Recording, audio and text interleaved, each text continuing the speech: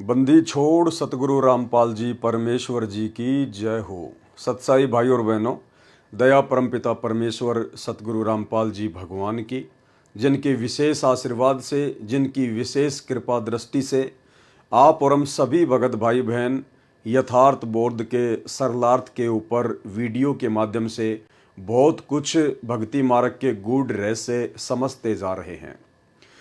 भाई और बहनों, ये सारा का सारा श्रेय परम पूज्य परमेश्वर सतगुरु रामपाल जी परमेश्वर जी का है, क्योंकि जब तक परमेश्वर अपनी वाणियों को समझने की और समझाने की दया ना बख्शे, तब तक कोई भी जीव आत्मा, कोई भी प्राणी परमेश्वर के वचनों के ऊपर ना ही तो चल सकता है और ना ही समझ सकता है।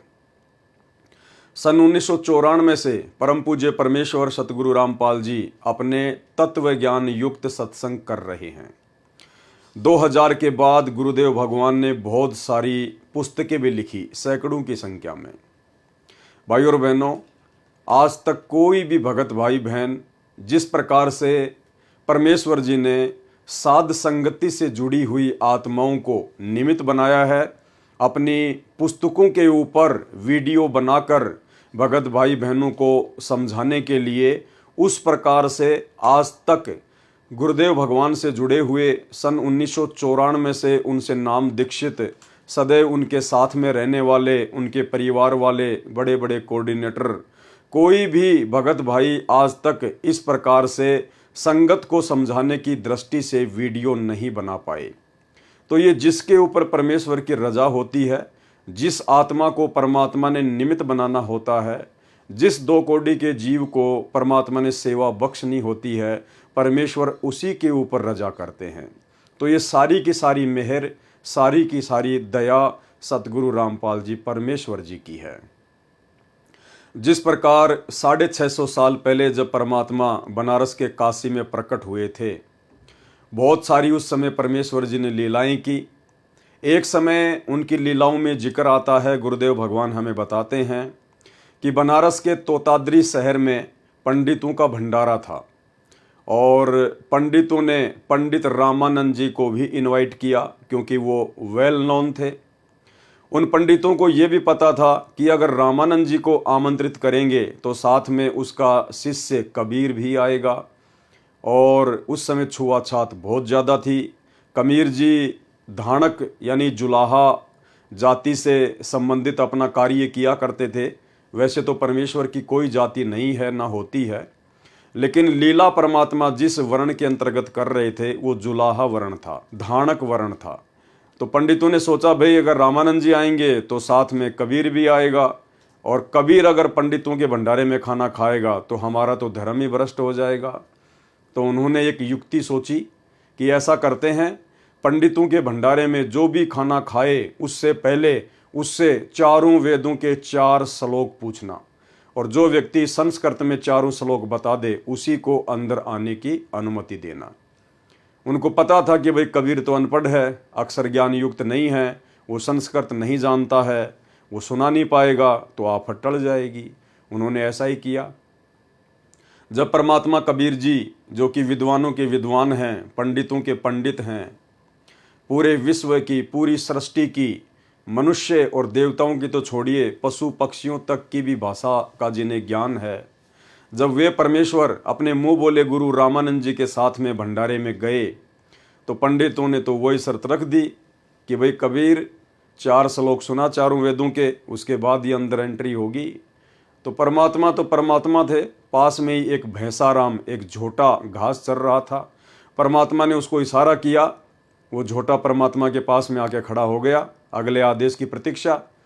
परमेश्वर जी ने कहा कि भाई झोटा राम, इन पंडितों को चारों वेदों के 4 श्लोक सुना दे। और परमेश्वर ने उसकी पीठ पर थप्पी मारी। भैंसाराम ने तुरंत चारों वेदों के 4 श्लोक संस्कृत में, मनुष्य भाषा में सुना दिए। परमेश्वर ने कहा, भाई जोटाराम, कहीं पंडितों को मन में शंका ना रह जाए, इन चारों मंत्रों का हिंदी अनुवाद भी कर दे।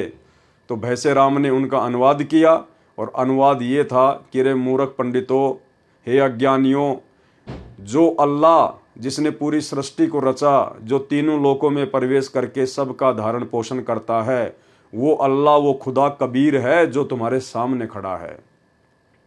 उसके बाद पंडितों को अपनी करनी पर बड़ी शर्मिंदगी महसूस हुई। उन्होंने परमात्मा से माफ़ी मांगी और काफ़ी संख्या में इस चमत्कार को देखकर लोगों ने परमात्मा की शरण भी ग्रहण की।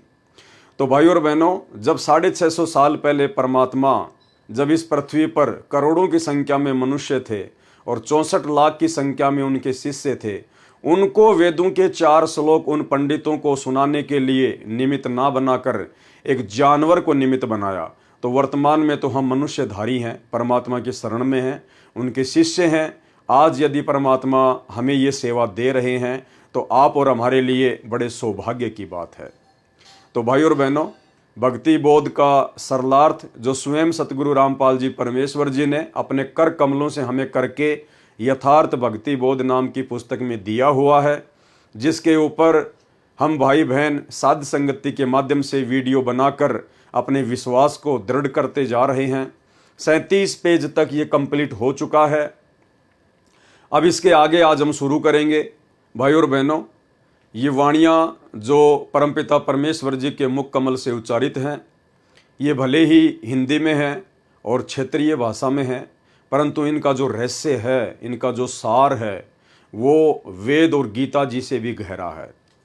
तो कई बार हम इन वाणियों का जो सरलार्थ गुरुदेव ने किया हुआ है, हम उसको पढ़ चुके हैं पहले भी, लेकिन हमें याद नहीं रहता है।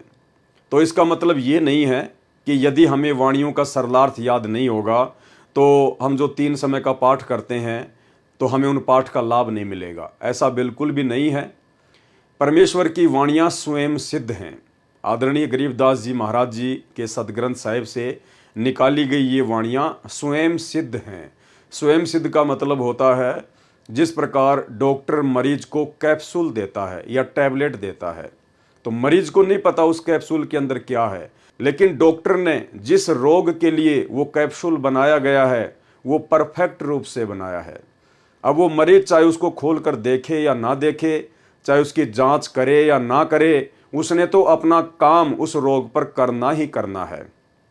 तो इसी प्रकार परमेश्वर की जो वाणियाँ हैं, जिनके ऊपर हम वीडियो बना रहे हैं, परमेश्वर जी ने जिनका सरलार्थ किया हुआ है, ये वाणियाँ स्वयं सिद्ध हैं। जिन वाणियों को हम 3 समय की आरतियों के माध्यम से पाठ करते हैं, उच्चारित करते हैं प्रतिदिन, तो भले ही हमें इन वाणियों का यथार्थ सरलार्थ ज्ञान नहीं है, हमें इनके यथार्थ अनुवाद का ज्ञान नहीं है, लेकिन जब हम तीनों समय की आरतियों के रूप में इनका पाठ करते हैं प्रतिदिन, तो वाणियाँ अपना कंप्लीट काम करती हैं। ये वाणियाँ स्वयं सिद्ध हैं। और एक अन्य उदाहरण गुरुदेव भगवान ने दिया कि जिस प्रकार किसी व्यक्ति को अगर सर्प काट ले तो व्यक्ति तो बेहोश हो जाता है, जहर का असर हो जाता है, फिर एक गारुड़ को बुलाया जाता है। गारुड़ उसको कहते हैं जो सर्प काटे हुए व्यक्ति को कुछ मंत्र बोलकर वापस होश में ला दे। तो वो व्यक्ति तो बेहोश पड़ा है और गारुड़ ऊपर से उसके ऊपर मंत्र पढ़ रहा है और उन मंत्रों का प्रभाव उस बेहोश व्यक्ति के ऊपर भी होता है और कुछ ही समय में वो होश में आ जाता है। तो जिस प्रकार वो व्यक्ति जो बेहोश था वो मंत्र सुन भी नहीं रहा था, लेकिन वो जो मंत्र था, जो गारुड़ उसका उच्चारण कर रहा था, वो स्वयं सिद्ध था। वो गारुड़ के द्वारा वो सिद्ध किया हुआ मंत्र था। तो उस सिद्ध मंत्र ने अपना काम उस बेहोश व्यक्ति पर करना ही करना था। तो ठीक इसी प्रकार परमपिता परमेश्वर जी के मुख कमल से उच्चारित स्वयं सिद्ध वाणियाँ, क्योंकि परमेश्वर के मुख कमल से उच्चारित प्रत्येक शब्द स्वयं सिद्ध ही होता है। जैसे हम सत्संग सुनते हैं गुरुदेव भगवान का, तो वो स्वयं सिद्ध हैं। उस सत्संग ने हमारे ऊपर असर करना ही करना है। इसीलिए गुरुदेव भगवान कहते हैं, यदि आपने नाम भी नहीं लिया है और यदि आप सत्संग भी सुनना शुरू कर देते हैं तो आपको 70% लाभ मात्र सत्संग सुनने से होना शुरू हो जाता है।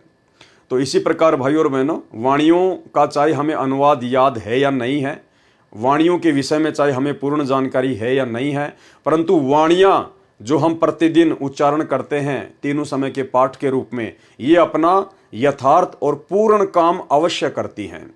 और यदि हमें इनके अनुवाद का ज्ञान हो जाएगा तो फिर हमारा विश्वास और बढ़ता है, हमारे अंदर और अधिक दृढ़ता गुरुदेव भगवान के चरणों में और उनकी भक्ति में उत्पन्न होती है। इसीलिए तो सतगुरु रामपाल जी परमेश्वर जी ने आप और हम जीवों पर दया करके इन समस्त वाणियों का जो तीनों समय की आरतियों के अंदर हैं, परमेश्वर जी ने यथार्थ भक्ति बोध नाम की पुस्तक बनाकर यथार्थ अनुवाद करके आप और हमारे हाथों में दे दिया, ताकि मेरे बच्चे आपस में इन वाणियों को पढ़ेंगे, एक दूसरे को पढ़ाएंगे और साध संगति के माध्यम से अपने विश्वास को आसमान में लेकर जाएंगे। और यही विश्वास एक दिन हमें परमेश्वर जी के सतलोक में पहुंचाएगा, क्योंकि परमात्मा कहते हैं, कहे कबीर सुनो भाई साधो, मैं तो हूं विश्वास में। तो इतनी बड़ी दया सतगुरु रामपाल जी परमेश्वर जी ने आप और हमारे ऊपर बख्शी है। और इस दया के लिए अब आगे वीडियो शुरू करने से पहले, आगे की वाणियों के ऊपर चर्चा करने से पहले गुरुदेव भगवान से आशीर्वाद प्राप्त करेंगे, परमात्मा जी की महिमा करेंगे।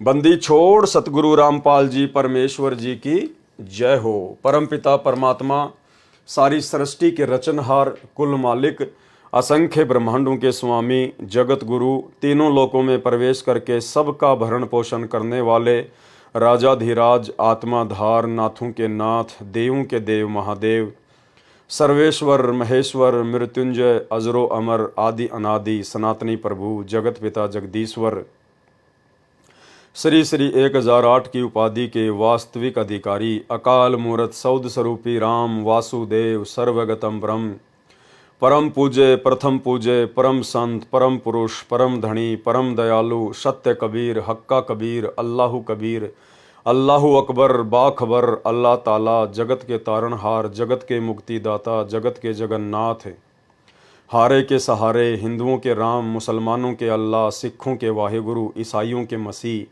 दया के सागर दयानिधि, करुणा के सागर करुणानिधि, स्वयंभू परिभू, संकट मोचन, कष्ट हरण, मंगल करण, दुख भंजन, अविगत कबीर, निर्विकार निर्विषम परमात्मा, अलय अलेख सतगुरु, आदि अनादि सतगुरु, असली मर्यादा पुरुषोत्तम, असली राम, असली कृष्ण, असली घनश्याम, असली मुरारी, राजाओं के राजा, महाराजाओं के महाराजा, शहंशाहों के शहंशाह, सम्राटों के सम्राट, भगवानों के भगवान, अल्लाहों के अल्लाह, प्रभुओं के प्रभु, मसीहाओं के मसीह, सच्चे वाहेगुरु, बाबाओं के बाबा, पीरों के पीर, सेठों के सेठ, जगत सेठ, सावड़सा सेठ, सर्वगुण संपन्न, अनंत कोटि कलाओं के स्वामी, अनंत कोटि ब्रह्मांडों के नायक, योगियों में महायोगी, ध्यानियों में महाध्यानी, सिद्धों में परम सिद्ध, ज्ञानियों में तत्व ज्ञानी, ब्रह्म ज्ञानी, महाज्ञानी, परम ज्ञानी, सर्वश्रेष्ठ ज्ञानी, युवा कबीर, समृत कबीर, अमित ओझा, सच्चे रहनुमा, करीम अल्लाह, सुभान अल्लाह,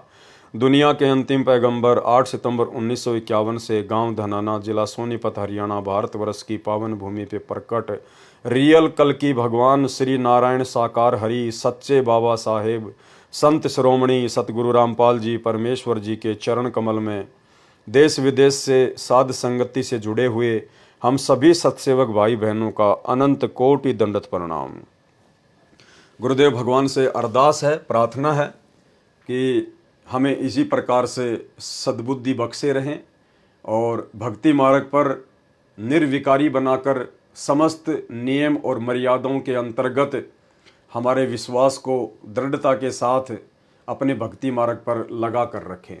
तो भाई और बहनों, 37 पेज तक यथार्थ भक्ति बोध के यथार्थ अनुवाद की वाणियों को हम जान चुके हैं, समझ चुके हैं।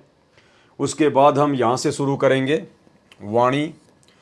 गरीब पट्टन घाट लखाइयाँ अगम भूमि का भेद, ऐसा सतगुरु हम मिला अष्ट कमल दल छेद।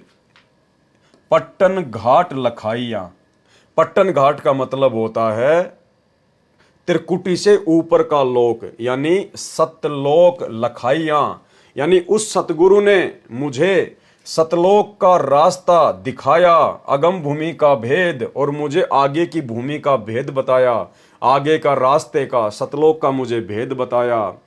ऐसा सतगुरु हम मिला, यानी आज हमें ऐसे सतगुरु मिले हैं संत रामपाल जी के रूप में, अष्ट कमल दल छेद, जिन्होंने अक्षर पुरुष का मंत्र देकर, सतनाम का दूसरा मंत्र देकर हमारा 8वां कमल भी छेद दिया, अर्थात खोल दिया। गरीब पट्टन घाट लखाइयाँ अगम भूमि का भेद, यानी सेम इसका वही अनुवाद है कि परमेश्वर जी ने हमें सतलोक का रास्ता दिखाया और सतलोक जाने के लिए आगे की जो भूमि है परमेश्वर ने उसका भेद बताया। और ऐसा सतगुरु हम मिला, आज हमें ऐसे सतगुरु मिल गए संत रामपाल जी के रूप में। अष्ट कमल दल सेव, जिन्होंने 8वां कमल दल यानी अक्षर पुरुष के लोक का कमल दल खोलने की पूजा बता दी। सेव यानी पूजा, सरलार्थ। दोनों वाणियों का एक जैसा ही भावार्थ है कि ऐसा सतगुरु मिला जिसने अगम भूमि अर्थात आगे के स्थान सत्यलोक का भेद रहस्य बताया। गरीब पट्टन घाट लखाइया, अगम भूमि का भेद। वह पट्टन अर्थात परलोक जाने का घाट, घाट यानी जैसे हम कहते हैं ना घाटी, यानी पहाड़ों के ऊपर चढ़ना फिर नीचे उतरना, उसको कहते हैं घाट, घाटी। पर्वतों के बीच का रास्ता घाटी। लखाइयां अर्थात आंखों से दिखाया। अष्ट कमल को छेद कर खोल कर सत्यलोक ले गया। सतगुरु ने वह सेव अर्थात पूजा बताई जिससे अष्ट कमल अर्थात 8वां कमल खिल गया। 8वां कमल ये अक्षर पुरुष के लोक का है। अक्षर पुरुष का स्थान सूक्ष्म शरीर में है जो शरीर में बने ब्रह्मांड के पार है। अब आगे परमात्मा हमें थोड़ा सा जो है वो कमलों के विषय में जानकारी दे रहे हैं। तो भाई और बहनों, ये जानकारी भी हमारे लिए बहुत आवश्यक है। थोड़ी बहुत जानकारी हमें जरूर होनी चाहिए कि हमारे शरीर में कुल कितने कमल हैं, कौन सा कमल जो है वो किसका है। तो जानकारी दी है परमात्मा ने, ध्यान से देखिए। मानव शरीर में कुल 7 कमल हैं, यानी हमारे शरीर में कुल कितने कमल हैं? 7, जो एक पिंड कहलाता है जिसे शरीर भी कहते हैं। मानव शरीर में एक ब्रह्मांड का मानचित्र है, इसलिए इसको ब्रह्मांड भी कहते हैं। मूल कमल, दूसरा शवाद कमल जिसको अनाहत कमल भी कहते हैं, तीसरा नाभि कमल, चौथा हृदय कमल, और 5वां कंठ कमल, और 6वां त्रिकुटी कमल, और 7वां सहस्त्र कमल यानी ये काल का कमल, 1000 पंखुड़ी वाला कमल। तो टोटल 7 कमल ही हमारे शरीर में होते हैं, हमारे जो है वो पिंड में होते हैं। टोटल 7 कमल। पूर्ण सतगुरु से ज्ञान प्राप्त करने से पता चला कि हमने अष्ट कमल दल यानी 8वां कमल दल को खोलने की भी साधना करनी होती है।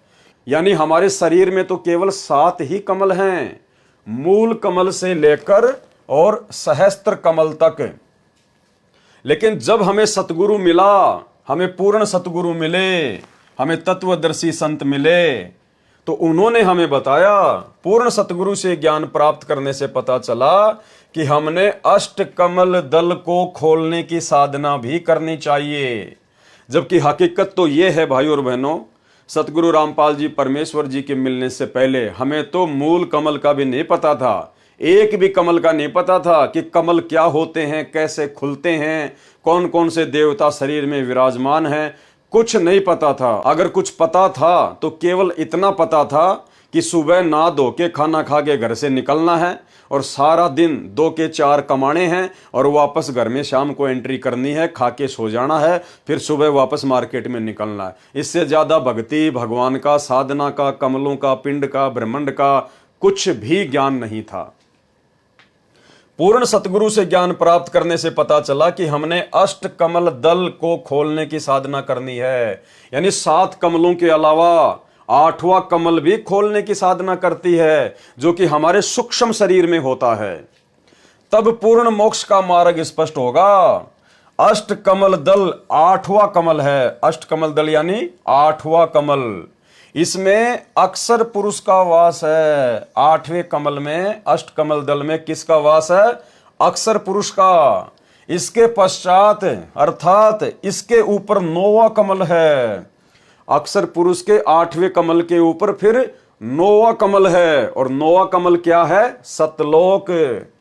9 कमल दल है, इसमें परम अक्षर ब्रह्म का वास है, अर्थात सत्यलोक। यानी सतलोक जाने के लिए 9वां कमल दल खोलना पड़ेगा। और वो 9वां कमल दल किससे खुलेगा? सार नाम से खुलेगा, सार शब्द से खुलेगा। और ये जो 8वां कमल है अक्षर पुरुष का, ये किससे खुलेगा? यानी हमें जो सतनाम देते हैं परमात्मा, जिसमें 2 मंत्र देते हैं। एक मंत्र तो काल का, काल के ओम मंत्र से तो खुलेगा ये काल का सहस्त्र कमल, और सतनाम के अंदर जो दूसरा मंत्र है अक्षर पुरुष का, उससे खुलेगा 8वां कमल, और उसके बाद 9वां कमल जो कि पूर्ण परमात्मा का है, ये कमल खुलेगा फिर सार नाम से, सार शब्द से। तो ये जानकारी भी आप और हमारे को होनी बहुत जरूरी है। वाणी, गरीब परपट्टन की पीठ में सतगुरु ले गया मोहे, सिर साटे सौदा हुआ अगली पिछली खोई। परपट्टन की पीठ में यानी सतलोक जाने वाले रास्ते में, जहां पर एक दुकान है, जहां पर एक बाजार लगता है। तो सतलोक जाएंगे तो बाजार कहां लगता है? क्या बताया परमात्मा ने कि सबसे बड़ा बखेड़ा होगा त्रिकुटी पर। तो त्रिकुटी वो बाजार है, वो पीठ है, वो दुकान है। परपट्टन की पीठ में यानी सतलोक जाने के रास्ते में एक बाजार लगता है, एक दुकान है। परपट्टन का मतलब होता है सबसे ऊपर वाला लोक, तो चाहे उसको सबसे ऊपर वाला लोक कहो, चाहे उसको सतलोक कहो। परपट्टन की पीठ में यानी जब हम सतलोक के लिए जाएंगे अपने सतगुरु के साथ, तो उसके रास्ते में एक दुकान पड़ेगी, एक बाजार मिलेगा, जहां सतगुरु ले गया मोहे, जहां मुझे मेरा सतगुरु अपने साथ में ले गया। सिर साटे सौदा हुआ अगली पिछली खोई। सिर साटे सौदा हुआ और अगली पिछली खोई।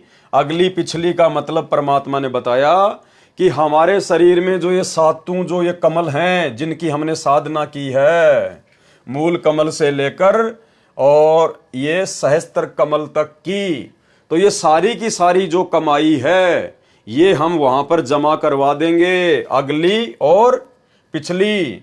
तो परमात्मा क्या कह रहे हैं? मूल कमल से लेकर त्रिकुटी तक की जो कमाई है, वो तो है हमारी पिछली कमाई, और जो ये सहस्त्र कमल की जो कमाई है ओम नाम की, ये है अगली कमाई। तो ये अगली और पिछली सारी की सारी जो कमाई है, ये हम त्रिकुटी पर अपने सतगुरु के साथ जाकर जमा करवा देंगे। गरीब परपट्टन की पीठ में सतगुरु ले गया मोहे, सिर साटे सौदा हुआ और अगली पिछली खोही। सरलार्थ, परपट्टन अर्थात परलोक जाने के मार्ग में, पीठ अर्थात दुकान में सतगुरु मुझे ले गया, यानी धर्मराज के दरबार में ले गए। सिर साटे सौदा हुआ अगली पिछली खोही, जिसमें सत्य साधना करने वाला साधक अपना जीवन पूरा करके भक्ति करता हुआ शरीर छोड़कर जाता है। तो वह जो साधना सतगुरु स्वयं परमेश्वर जी ने गुरु रूप में प्रकट होकर, यानी परमेश्वर स्वयं ही गुरु रूप में प्रकट होकर, सतगुरु रूप में प्रकट होकर जिसने हमें वो साधना बताई, तो वह जो साधना सतगुरु स्वयं परमेश्वर जी ने गुरु रूप में प्रकट होकर द्वारा बताई होती है, वह सभी कमलों की साधना मंत्रों से करता है। त्रिकुटी से नीचे के कमलों को पिछले कमल कहा है। त्रिकुटी से पीछे के जो कमल हैं उनको क्या कहा गया है? पिछले कमल, यानी अगली पिछली खोई, यानी अगली पिछली सारी कमाई हम वहां पे जमा करवा देंगे। तो क्या कह रहे हैं परमात्मा? त्रिकुटी कमल से नीचे के कमलों की जो कमाई होती है उसको कहते हैं पिछली कमाई, तो वो भी हम वहीं जमा करवा देंगे। और त्रिकुटी कमल से ऊपर की जो कमाई है सहस्त्र कमल की, क्योंकि त्रिकुटी कमल का कोई मंत्र नहीं होता है, त्रिकुटी कमल का परमात्मा ने कोई मंत्र नहीं बताया। तो मूल कमल से लेकर और कंठ कमल तक की जो कमाई है उसको परमात्मा ने बताया पिछली कमाई, तो वो कमाई भी हम धर्मराज के दरबार में जमा करा देंगे। और त्रिकुटी कमल से ऊपर फिर जो सहस्त्र कमल है काल की ओम नाम की कमाई, उसको परमात्मा ने बताया अगली कमाई, तो वो भी हम वहीं पे जमा करवा देंगे। तो वाणी क्या कह रही है? सिर साटे सौदा हुआ और अगली पिछली खोई, यानी आगे और पीछे की सारी जो कमाई है वो हम धर्मराज के दरबार में सतगुरु के साथ में जाके जमा करवा देंगे। त्रिकुटी से नीचे के कमलों को पिछले अर्थात नीचे के कमल कहा है, और त्रिकुटी तथा सहस्त्र कमल को अगले आगे ऊपर के कमल कहा है। यह एक ब्रह्मांड का वर्णन चल रहा है। जीवात्मा का निवास हृदय कमल में होता है। मृत्यु के उपरांत जीव शरीर त्यागने पर विवश होता है, सबसे पहले मूल कमल में जाता है। जीवात्मा सबसे पहले कहां जाती है? मूल कमल में जाती है। वहां पर मूल कमल की भक्ति जो साधक मंत्र से करता है कि कमाई वहीं छोड़ देता है। यानी जो गणेश जी की जो हम साधना करते हैं मूल कमल के माध्यम से, वो हम वहीं पे डिपॉजिट करवा देते हैं और अपना ऋण मुक्त प्रमाण पत्र प्राप्त करके स्वाद कमल में जाता है। फिर ब्रह्मा और सावित्री के लोक की जो कमाई है वो वहां सर्व साधना इस कमल की छोड़कर प्रमाण पत्र लेकर आगे नाभि कमल में, फिर हृदय कमल में तथा फिर कंठ कमल में जाकर साधना कमाई छोड़कर ऋण मुक्त प्रमाण पत्र प्राप्त करता हुआ त्रिकुटी कमल में जाता है। फिर कहां जाता है जीव? त्रिकुटी कमल में। त्रिकुटी कमल का कोई जाप मंत्र नहीं होता है। त्रिकुटी कमल का कोई जाप मंत्र नहीं होता है। फिर मूल कमल से कंठ कमल तक की साधना की कमाई भक्ति धन वहां छोड़कर आगे खाली होकर चला, उसे अगली पिछली कमाई खोई अर्थात समाप्त कर दी, हमने वहीं दान कर दी कि लो भाई तुम्हारी कमाई और हमें ऋण मुक्त करो। उपरोक्त कमलों से रास्ता प्राप्त करने के जो 5 नाम मंत्र हैं वह हमारा प्रथम मंत्र दीक्षा कहलाती है। यानी गुरुदेव भगवान कह रहे हैं कि मूल कमल से लेकर और ये कंठ कमल तक की जो कमाई है, जो मंत्र है, ये क्या कहलाती है? प्रथम नाम दीक्षा कहलाती है। दूसरा दीक्षा मंत्र सत्य नाम कहा जाता है, सतनाम, जिसमें 2 नाम होते हैं, ओम प्लस तत् सांकेतिक है। ओम यह ब्रह्म का जाप है।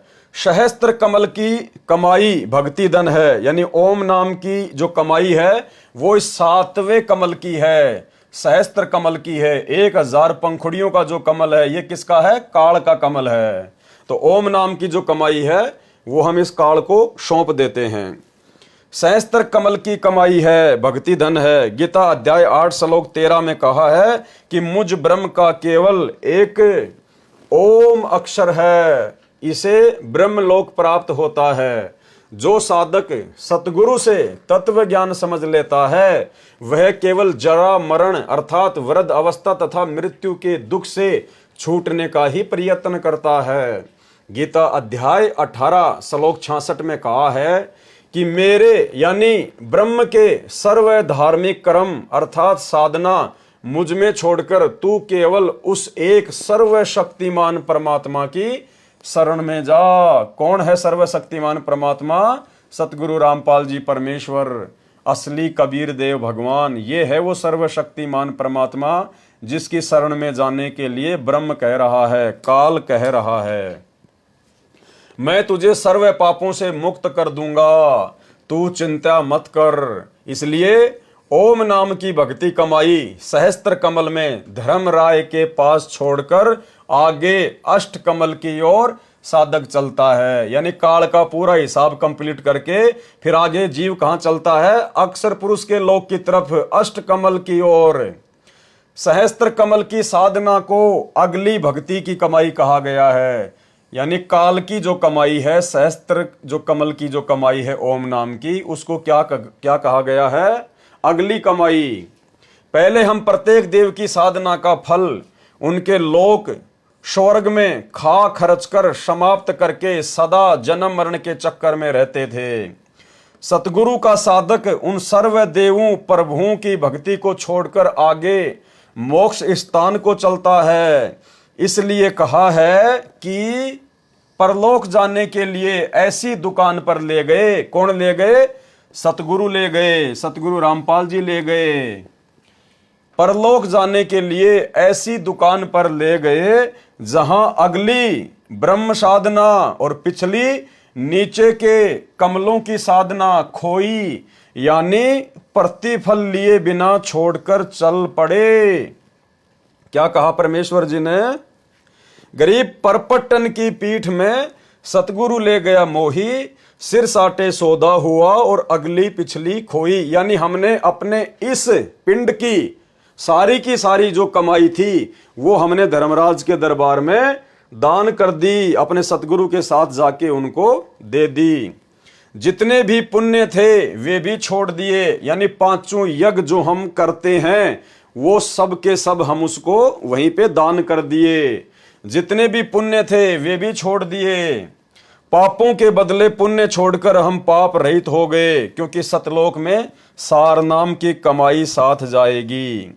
वाणी गरीब परपट्टन की पीठ में सतगुरु ले गया साथ, यानी सतलोक जाने वाले रास्ते के बीच में जब वो त्रिकुटी आती है, धर्मराय का दरबार आता है, वो दुकान आती है, वो बाजार आता है, वहां मुझे सतगुरु अपने साथ में लेके गया।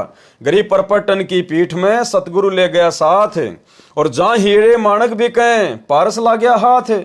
और मैंने वहां क्या देखा, यानी भाई और बहनों, परमात्मा हमें समझा रहे हैं, आदरणीय गरीबदास जी महाराज जी को आधार बनाकर हमें समझा रहे हैं कि जब हमारा ये शरीर छूटेगा और जब हमारे पूज्य गुरुदेव भगवान हमारे साथ में सूक्ष्म रूप में, जब हमारे साथ में शब्द रूप में जाएंगे धर्मराज के दरबार में हमारा हिसाब किताब करवाने के लिए, तो क्या कह रहे हैं, गरीब परपट्टन की पीठ में, यानी सतलोक जाने के रास्ते में जब बीच में त्रिकुटी आएगी, बाजार आएगा है, तो वहां पर मुझे कौन लेके जाएगा, सतगुरु ले गया साथ। मेरे सतगुरु मेरे साथ जाएंगे, शब्द रूप में या फिर ये शाश्वत रूप में, जैसा भी होगा परमात्मा हमें साथ लेके जाएंगे। जहां हीरे माणक बिके पारस ला गया हाथ, तो मैंने वहां क्या देखा कि वहां तो हीरे मोती माणक बिक रहे हैं, क्योंकि वो तो मेला है, काल वहां पे जीव को भ्रमित करता है। तो गरीबदास जी हमें आगाह कर रहे हैं कि जब तुम अपने सतगुरु के साथ में वहां जाओगे ना, तो तुम्हारे पास में तो बहुत ज्यादा भक्ति धन होगा, तुम तो लबालब होंगे। वहां पे तो ऑटोमेटिक मालूम पड़ जाता है कि भाई इसके पास तो बहुत जबरदस्त भयंकर धन है, कमाई है नाम मंत्रों की।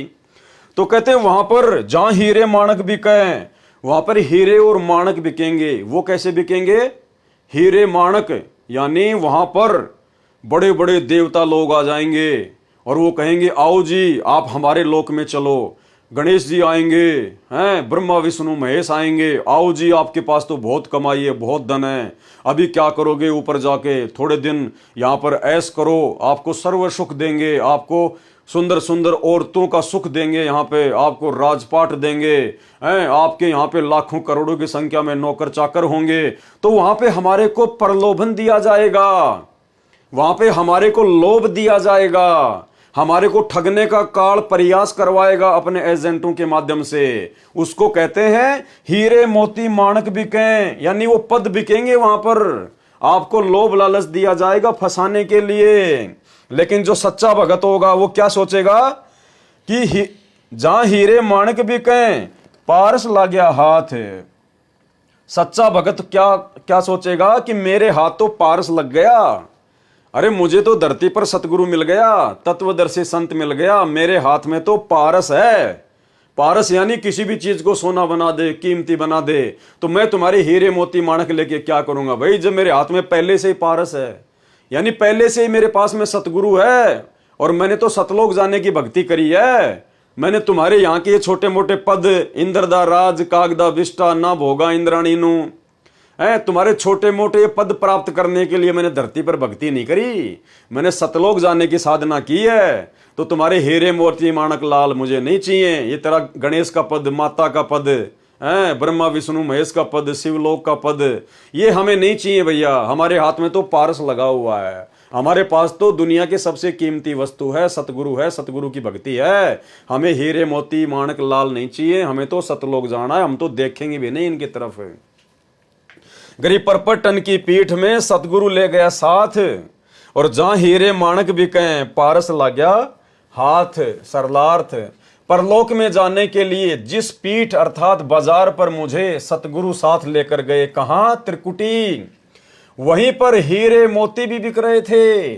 यहां पर हीरे मोती का भावार्थ है कि स्वर्ग में देव पद, ये तो मोती जानो, स्वर्ग में जो देव पद हैं जिनका हमारे को प्रलोभन दिया जाएगा, वो तो क्या है, मोती। तथा ब्रह्मलोक में यानी महास्वर्ग में जो देव पद हैं उनको जानो हीरे। भावार्थ है कि हम अपनी भक्ति कमाई धन से देव पद भी प्राप्त कर सकते हैं। अन्य भगत ऐसा कर रहे थे, परंतु मेरे हाथों पारस लग गया।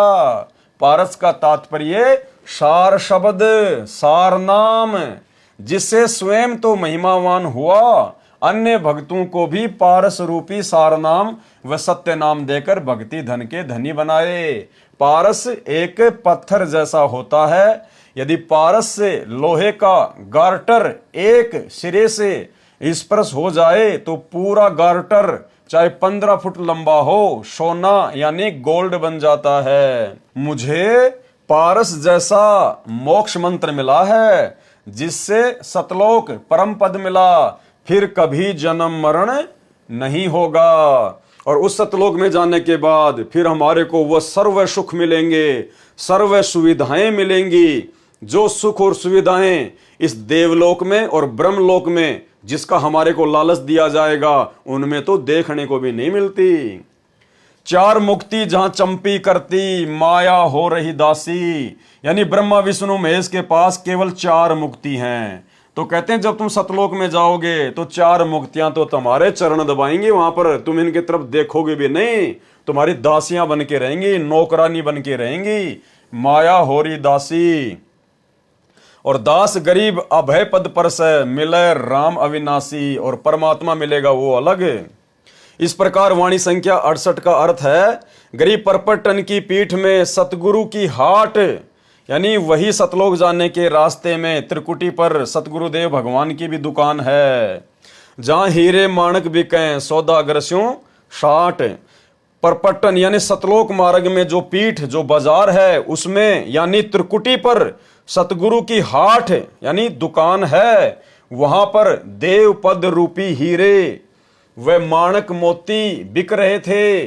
मैंने तो सतगुरु से ही सौदा कर लिया। मैंने तो अपने गुरुदेव भगवान सतगुरु रामपाल जी परमेश्वर जी से ही सौदा कर लिया कि भाई हमें तो सतलोक जाना है, हमने तो यहाँ का कोई देव पद नहीं चाहिए, ये हीरे मोती लाल हमें नहीं चाहिए। हमारे गुरुजी ने इनके थोतेपन के बारे में, हमारे गुरुजी ने इनकी हकीकत के बारे में हमें धरती पर सब कुछ बता दिया था कि भाई वहां का सुख भी झूठा है, केवल जीव को फंसाने के लिए काल प्रलोभन देता है, और फिर वापस जब उसकी कमाई समाप्त हो जाएगी तो हमारे गुरुजी ने बताया कि ब्रह्मलोक में गए हुए साधक भी, जो कि सबसे अंतिम उपलब्धि है 21 ब्रह्मांड की, तो गीता के अध्याय 8 श्लोक 16 में हमें गुरुजी ने बताया कि ब्रह्मलोक पर्यंत साधक फिर वापस नीचे आते हैं, गधे कुत्ते सूअर बनते हैं। तो भाई हमें हीरे मोती लाल नहीं चाहिए, हमें देवपद नहीं चाहिए। हमने तो अपने गुरुदेव भगवान सतगुरु रामपाल जी से सौदा कर लिया, एग्रीमेंट कर लिया, व्यापार कर लिया सतलोक जाने का, उनसे मेल हो गया, सतगुरु से हिस्सा पार्टनरशिप कर ली सतलोक में जाने की। हम तो सतलोक जाएंगे। वाणी गरीब परपटन की पीठ में सौदा है निजसार, यानी सतलोक जाने के उसी रास्ते में त्रिकुटी पर सौदा है निजसार, यानी वास्तविक सौदा होगा वहां पर। अगर जीव फिसल गया तो फिसल गया, और वहां से यदि पार हो गया तो फिर सीधा सतलोक। हमको सतगुरु ले गया ओगट घाट उतार। हमें हमारे सतगुरु देव भगवान गहरे रास्ते से, उबड़ खाबड़ रास्ते से, पता नहीं कौन सी भंवर गुफा, कौन सी सुन, कौन सी बेसुन, कौन सा लोक, यानी ऐसे ओगट घाट रास्ते से हमें हमारा परमात्मा सतलोक ले गया। गरीब परपटन की पीठ में सौदा है निज सार, और हमको सतगुरु ले गया ओगट घाट उतार।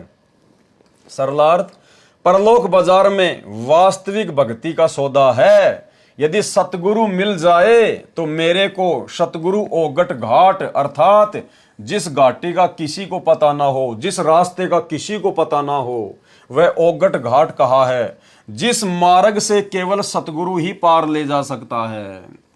कौन ले जा सकता है उस ओगट घाट से पार? केवल सतगुरु। और वो सतगुरु भाई और बहनों आज हमें प्राप्त है। गरीबदास जी कहीं भी ये नहीं कह रहे कि परमात्मा पार कर देगा, या फिर परमात्मा के नाम की कोई फोटो पार कर देगी, जो ना चल सकती, ना बोल सकती, ना आशीर्वाद दे सकती, ना सत्संग सुना सकती।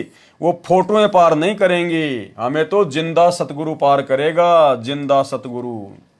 जिस मार्ग से केवल सतगुरु ही पार ले जा सकता है। सो सतगुरु मिला तो मुझे पार ले गया। गरीबदास जी कह रहे हैं मुझे वो सतगुरु ले गया और वही सतगुरु आज हमें मिला है। इसलिए गरीबदास जी हमें विश्वास दिला रहे हैं कि आप अंतिम श्वास तक अपने सतगुरुदेव भगवान पर विश्वास करके भक्ति पर मर्यादाओं के साथ में डटे रहना। ये पक्का सतगुरु है, ये सतलोक ले जाकर ही छोड़ेगा। वाणी गरीब परपटन की पीठ में प्रेम प्याले खूब, यानी सतलोक जाने के रास्ते में वहां पे बड़ा आनंद है, बड़ा प्रेम है। जहां हम सतगुरु ले गया मतवाला महबूब, यानी वो मतवाला महबूब, मतवाला सतगुरु, प्यारा सतगुरु जहां मुझे ले गया।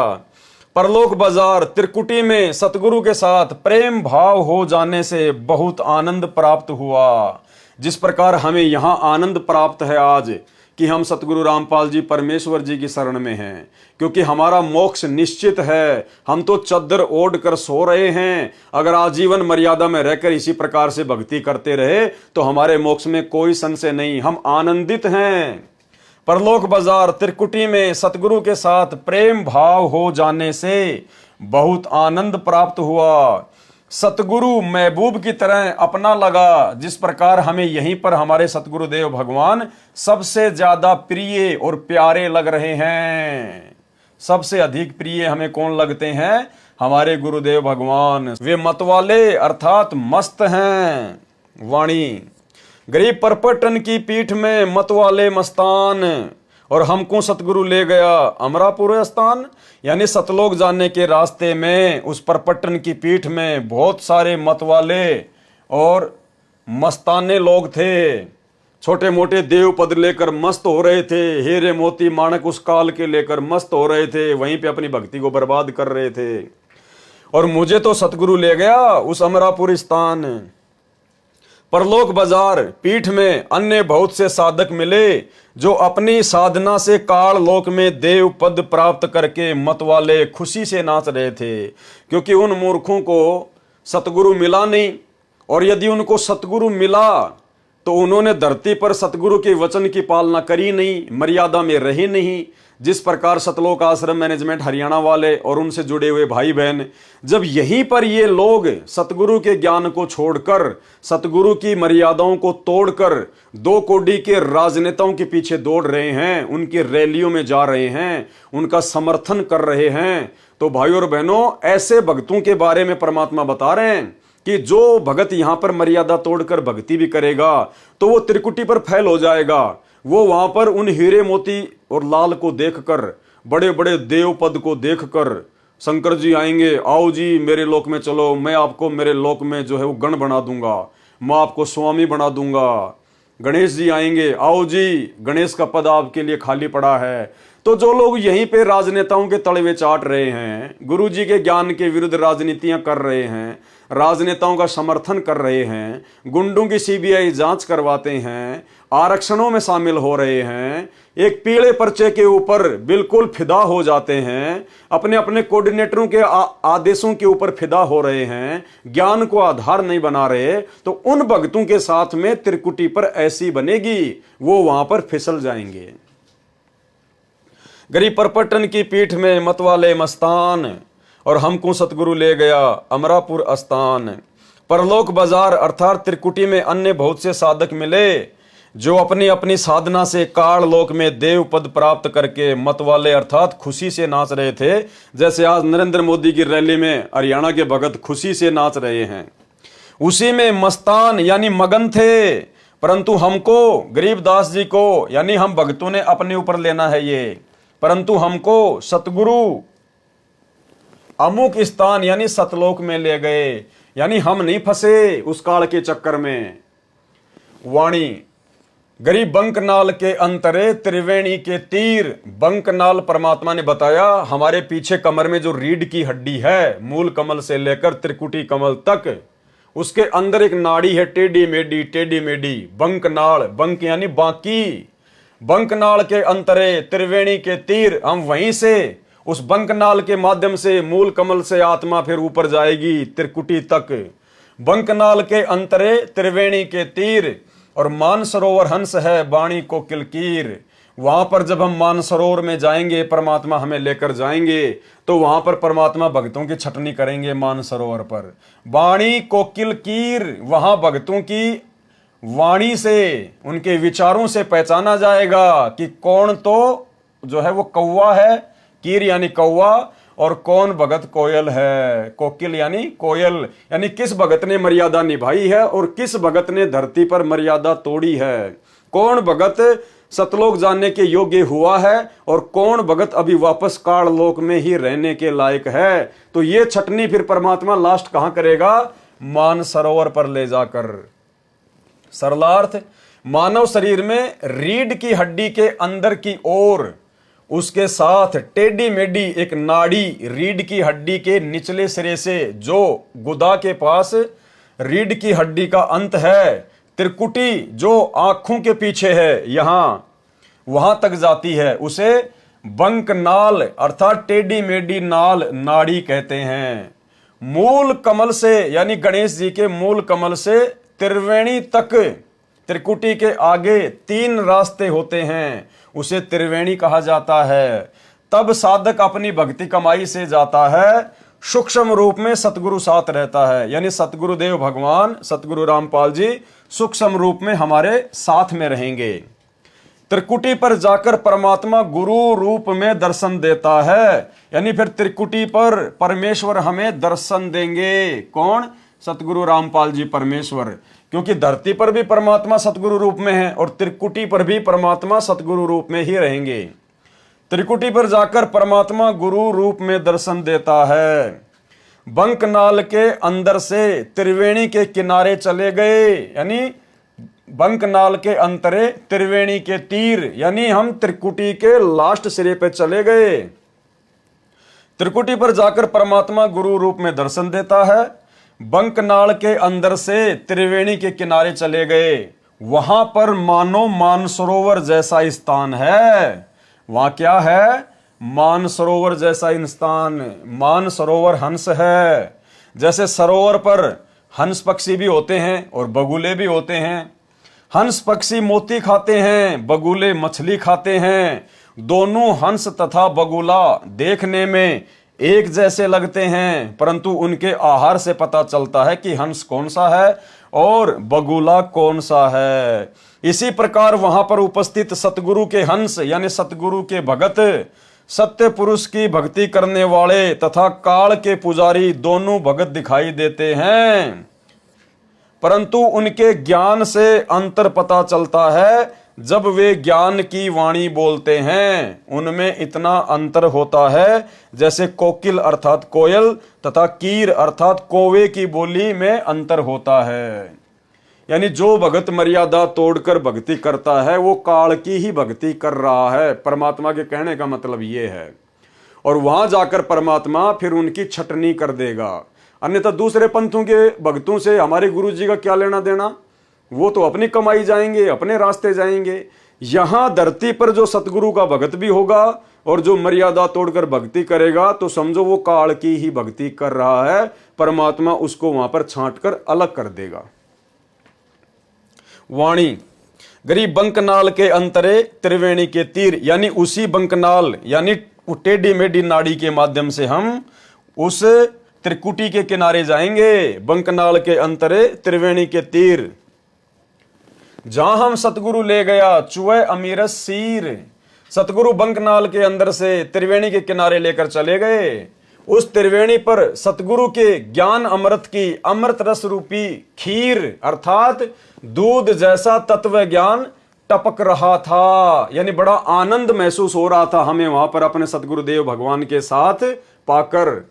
वाणी गरीब बंकनाल के अंतरे त्रिवेणी के तीर, जहां हम सतगुरु ले गया बंदी छोड़ कबीर। वहां हमें कौन लेकर गया? सतगुरु लेकर गया। और सतगुरु कौन? बंदी छोड़ कबीर। तो हमारे गुरुदेव भगवान कौन हुए जो हमें वहां पर लेकर जाएंगे? बंदी छोड़ कबीर। जब गुरुजी ही बंदी छोड़ कबीर हैं, तो भाई फिर इस कबीर का हम क्या करें? इस नकली फोटो का हम क्या करें, जो ना तो हमारे साथ त्रिकुटी पर जाएगा, ना धर्मराज के दरबार में जाएगा, ना सतलोक लेकर जाएगा। तो इस फोटो को भगवान मान के फिर हम अपने असली भगवान को नाराज करें? गरीब बंकनाल के अंतरे त्रिवेणी के तीर, जहां हम सतगुरु ले गया बंदी छोड़ कबीर। सरलार्थ, सतगुरु बंकनाल के अंदर से त्रिवेणी के किनारे लेकर चले गए। कौन लेकर चले गए? सतगुरु लेकर चले गए। उस त्रिवेणी पर मुझे मेरे सतगुरु बंदी छोड़ कबीर जी लेकर गए थे। कौन लेकर गए थे? बंदी छोड़ कबीर जी। वाणी, गरीब भंवर गुफा में बैठकर अमी महारस जोख, ऐसा सतगुरु मिल गया सौदा रोकम रोक। रोकम रोक का मतलब होता है बिल्कुल पक्का सौदा हो गया हमारा तो पक्का सौदा हो गया, सतलोक जाकर ही रुकेंगे। उस त्रिवेणी से आगे 11वां द्वार पार करके 12वां द्वार पार किया। गरीब भंवर गुफा में बैठकर, भंवर गुफा कहां है? 12वें द्वार को पार करके आती है भंवर गुफा। तो क्या कह रहे हैं? गरीब भंवर गुफा में बैठकर अमी महारस जोख, यानी हम वो अमृत जैसा वो पदार्थ जो सतगुरु ने हमें पिलाया, हम वहां पर बड़े आनंदित होकर पी रहे थे, बड़ा आनंद आ रहा था भंवर गुफा में बैठकर। और ऐसा सतगुरु मिल गया सौदा रोकम रोक। हमें तो संत रामपाल जी के रूप में ऐसे सतगुरु मिल गए जिन्होंने हमारा बिल्कुल पक्का सौदा कर दिया, सतलोक जाने का सौदा बिल्कुल पक्का कर दिया। उस त्रिवेणी से आगे 11वां द्वार पार करके 12वां द्वार पार किया और भंवर गुफा में सतगुरु ले गए। वहां बैठकर अमी यानी अमृत, महारस, महा आनंद, जोक अर्थात पानी पिया। भावार्थ है कि वहां अनोखा आनंद महसूस हुआ भंवर गुफा में सतगुरु के साथ में, क्योंकि हम सतलोक के बेहद नजदीक थे, इसलिए हम भंवर गुफा में बड़े आनंदित महसूस करते हैं अपने आप को। ऐसा सतगुरु मिला जिसने सत्य साधना की इतनी कमाई करा दी कि रास्ते में सब कमलों में सौदा रोकम रोक, नगदा नगदी कैश किया। यानी सभी देवी देवताओं का जो हम साधना किया करते थे, मूल कमल में गणेश जी की, स्वाद कमल में ब्रह्मा शांतरी जी की, नाभि कमल में विष्णु लक्ष्मी जी की, हृदय कमल में शिव जी पार्वती जी की, कंठ कमल में माता जी की। तो कहते हैं हमें ऐसा सदगुरु मिल गया जिसने हमारी कमाई बिल्कुल कंप्लीट करा दी, और वो कमाई उनको देके देवी देवताओं को, और हमारा जो सौदा था बिल्कुल रोकम रोक कर दिया। हरियाणा में रोकम रोक का मतलब होता है बिल्कुल पक्का रजिस्ट्री हो जाना। वाणी, गरीब भंवर गुफा में बैठकर अमी महारस तोल, ऐसा सतगुरु मिल गया बज्र पोल दई खोल। बज्र पोल यानी वो ताला, वो द्वार जिसे कोई नहीं खोल सकता, सतगुरु ने पल में खोल दिया। बज्र पोल दई खोल। सरलार्थ, भंवर गुफा में अपनी भक्ति की धनराशि से सत्यलोक का सुख तुलवाया अर्थात प्राप्त किया। फिर सतगुरु साथ रहे, उन्होंने प्रत्येक द्वार पर लगे दृढ़ ताले वज्र पोल खोल दिए। पोल मानी खाली स्थान जो ढका हुआ हो, उसी को पोल अर्थात साहूकारों का घर जिसमें मेहमान बैठा करते थे, केवल नर मानव बैठा करते थे, उसे पोली अर्थात दहलीज कहते हैं, कहा करते, जो अब समाप्त प्राय हो चुकी है। सतगुरु ने उस पोली का द्वार खोल दिया अर्थात परमात्मा ने वो सारे दरवाजे खोल दिए। वाणी, गरीब भंवर गुफा में बैठकर अमी महारस जोख, यानी उस भंवर गुफा में बैठकर सतगुरु के साथ में हमने वो अमृत जैसा वो पदार्थ पिया, और ऐसा सतगुरु मिल गया, ले गया हम परलोक, हमारे को सतलोक में ले गया, हमें ऐसा सतगुरु मिल गया। भंवर गुफा में अमृत रस पिया अर्थात आनंद का अनुभव हुआ, और ऐसा सतगुरु मिला जो हमको परलोक अर्थात सतलोक में ले गया। गरीबदास जी आप और हमारा विश्वास दृढ़ कर रहे हैं कि भैया मैंने जो रिहर्सल की है वो पक्कम पक्की है, और तुम्हें वही सतगुरु मिल गया आज।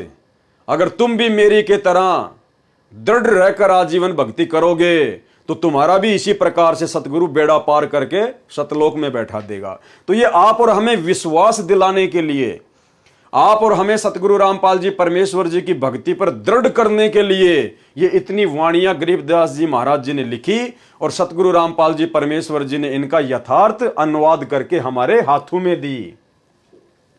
वाणी, गरीब पिंड ब्रह्मांड से अगम है न्यारी सिंधु समाद, यानी वो सतलोक जो है वो पिंड और ब्रह्मांड से अलग है। पिंड मानी ये शरीर और ब्रह्मांड मानी काल के 21 ब्रह्मांड, वो इनसे आगे है। न्यारी सिंधु समाध, उसको तो सहज समाधि से प्राप्त किया जा सकता है। न्यारी मानी अलग ही और समाध मानी समाधि से। ऐसा सतगुरु मिल गया देखा अगम अगाध। परमात्मा का स्थान इस पिंड अर्थात शरीर में नहीं देखा जा सकता, वह ब्रह्मांड से भिन्न है। उसके लिए सहज समाधि लगानी पड़ती है। सहज समाधि यानी सतगुरु रामपाल जी परमेश्वर जी ने हमें जो भक्ति दी है, जो मंत्र दिए हैं, वो हमारी सहज समाधि है, जो विधि हमें बताई है।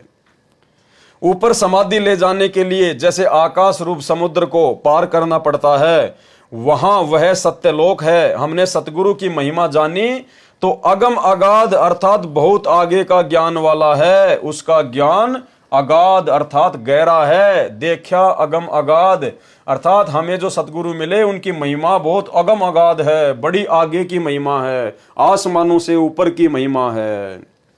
वाणी गरीब पिंड ब्रह्मांड से अगम है, न्यारी सिंधु समाध। ऐसा सतगुरु मिल गया दिया अक्षय प्रसाद। पिंड ब्रह्मांड से भिन्न जो स्थान देखा, वहां पर अक्षय प्रसाद अर्थात जो स्वादिष्ट मिष्टान स्वर्ग महास्वर्ग में नहीं मिलता, वह सतलोक में खाया। दिया अक्षय प्रसाद यानी परमेश्वर ने हमें ऐसा अक्षय प्रसाद दिया जो यहां पर 21 ब्रह्मांड में और 7 संग ब्रह्मांडों में नहीं है। इतना स्वादिष्ट था।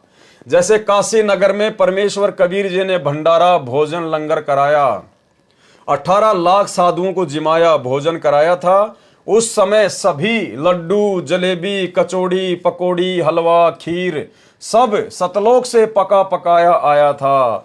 9 लाख बैलों पर थैलों में भर भर कर लाद कर केशव रूप धारण करके स्वयं कबीर जी ही लेकर आए थे। इसी प्रकार परमात्मा का प्रसाद सतलोक में खाया और बड़े आनंदित हुए। वाणी गरीब ओगट घाटी उतरे यानी सतलोक जाने के लिए बड़े उबड़ खाबड़ रास्तों से हम उतरे। ओगट घाटी यानी जिस घाट का जिस रास्ते का किसी को ज्ञान ना हो, उबड़ खाबड़। सतगुरु के उपदेश सतगुरु के ज्ञान से सतगुरु की समर्थता से हमने उन सभी रास्तों को पार किया और पूर्ण पद प्रकाशिया। ज्ञान योग प्रवेश परमात्मा की कृपा से उनके ज्ञान उपदेश से हम ओगट घाट अर्थात कठिन घाटियों में से पार हो गए। सतगुरु जी ने पूर्ण तत्व ज्ञान का प्रकाश किया, पूर्ण पद प्रकाशिया। गुरु जी ने हमें तत्व ज्ञान देकर हमारे हृदय में उस तत्व ज्ञान का प्रकाश कर दिया। सतगुरु जी ने पूर्ण तत्व ज्ञान का प्रकाश किया और ज्ञान योग को मेरी आत्मा में प्रवेश किया। ज्ञान योग प्रवेश ताकि हम सतलोक जाने के रास्ते में भटक ना जाएं, धोखा ना खा जाएं। हमें इस काल लोक के दुखों का और सतलोक के सुखों का याद रहे, ज्ञान रहे। वाणी गरीब सुन सरोवर हंस मन और नाया सतगुरु भेद। सुरती नृति परचा भया अष्ट कमल दल छेद। सरलार्थ सुन स्थान सत्यलोक में मान सरोवर है। क्या कहते हैं? गरीब सुन सरोवर हंस मन यानी सतलोक में एक मान सरोवर है। सुन स्थान सत्यलोक में मान सरोवर है, वहां पर मेरी आत्मा यानी हंस ने स्नान किया। नाया सतगुरु भेद, उस स्थान पर सतगुरु देव को गूढ़ रहस्य के ज्ञान के द्वारा ही जाना संभव हुआ। यानी वहां मेरी आंखों के सारे पर्दे खुल गए। मैंने अपने गुरुदेव भगवान को परमात्मा के रूप में ठीक ठीक प्रकार से जान लिया। मेरे मन में कोई शंका कोई संशय नहीं रही। 8वें कमल को खोला, सुरती नृति से यह परिचय हुआ। सुरती नृति परिचय भया अष्ट कमल दल खोल, यानी 8वां जो कमल दल था वो भी खोल दिया। वाणी गरीब सुन बेसुन से अगम है, यानी वो जो सतलोक है वो सुन और बेसुन से भी आगे है। सुन यानी बहुत सारी सुन आती हैं। परमात्मा सत्संग में कहते हैं कि जब हम सतलोक में जाएंगे तो बहुत सारी खाली जगह आएंगी, सुन आएंगी, वैक्यूम पैलेस। गरीब सुन और बेसुन से अगम है, आगे है। पिंड ब्रह्मांड से न्यारा, इस शरीर से और काल के किस ब्रह्मांड से भी न्यारा है वो सतलोक। और शब्द समाना शब्द में अवगत वार न पार। और वहां जाकर फिर हमने क्या किया? जो शब्द हमें सतगुरु ने दिया था, सार शब्द, उसको हमने वहां पर जाकर जमा करा दिया सतगुरु के दरबार में। और उस सतगुरु की महिमा का कोई वार न पार नहीं है, अविगत वार न पार। जब आत्मा सतलोक को चलती है तब कई शून्य स्थानों से गुजरना पड़ता है। सतलोक सभी सुनों के पार है, बेसुन अर्थात विशेष सुन में अक्सर पुरुष का लोक है। वह पिंड अर्थात शरीर तथा ब्रह्मांड से भी पार है, उससे भी आगे सतलोक है। शब्द अर्थात शब्द समाना शब्द में, शब्द अर्थात सार नाम की भक्ति को शब्द अर्थात परमात्मा के भक्ति खजाने में जमा करा दिया। परंतु परमात्मा अवगत की महिमा का कोई वार न पार नहीं, कोई सीमा नहीं, अवगत वार ना पार। वाणी गरीब सतगुरु को कुर्बान जा अजब लखाया देश, यानी हम ऐसे सतगुरु के ऊपर कुर्बान हो जाएं जिन्होंने हमारे को वो सतलोक रूपी अजब गजब देश के दर्शन करा दिए, लखा दिया।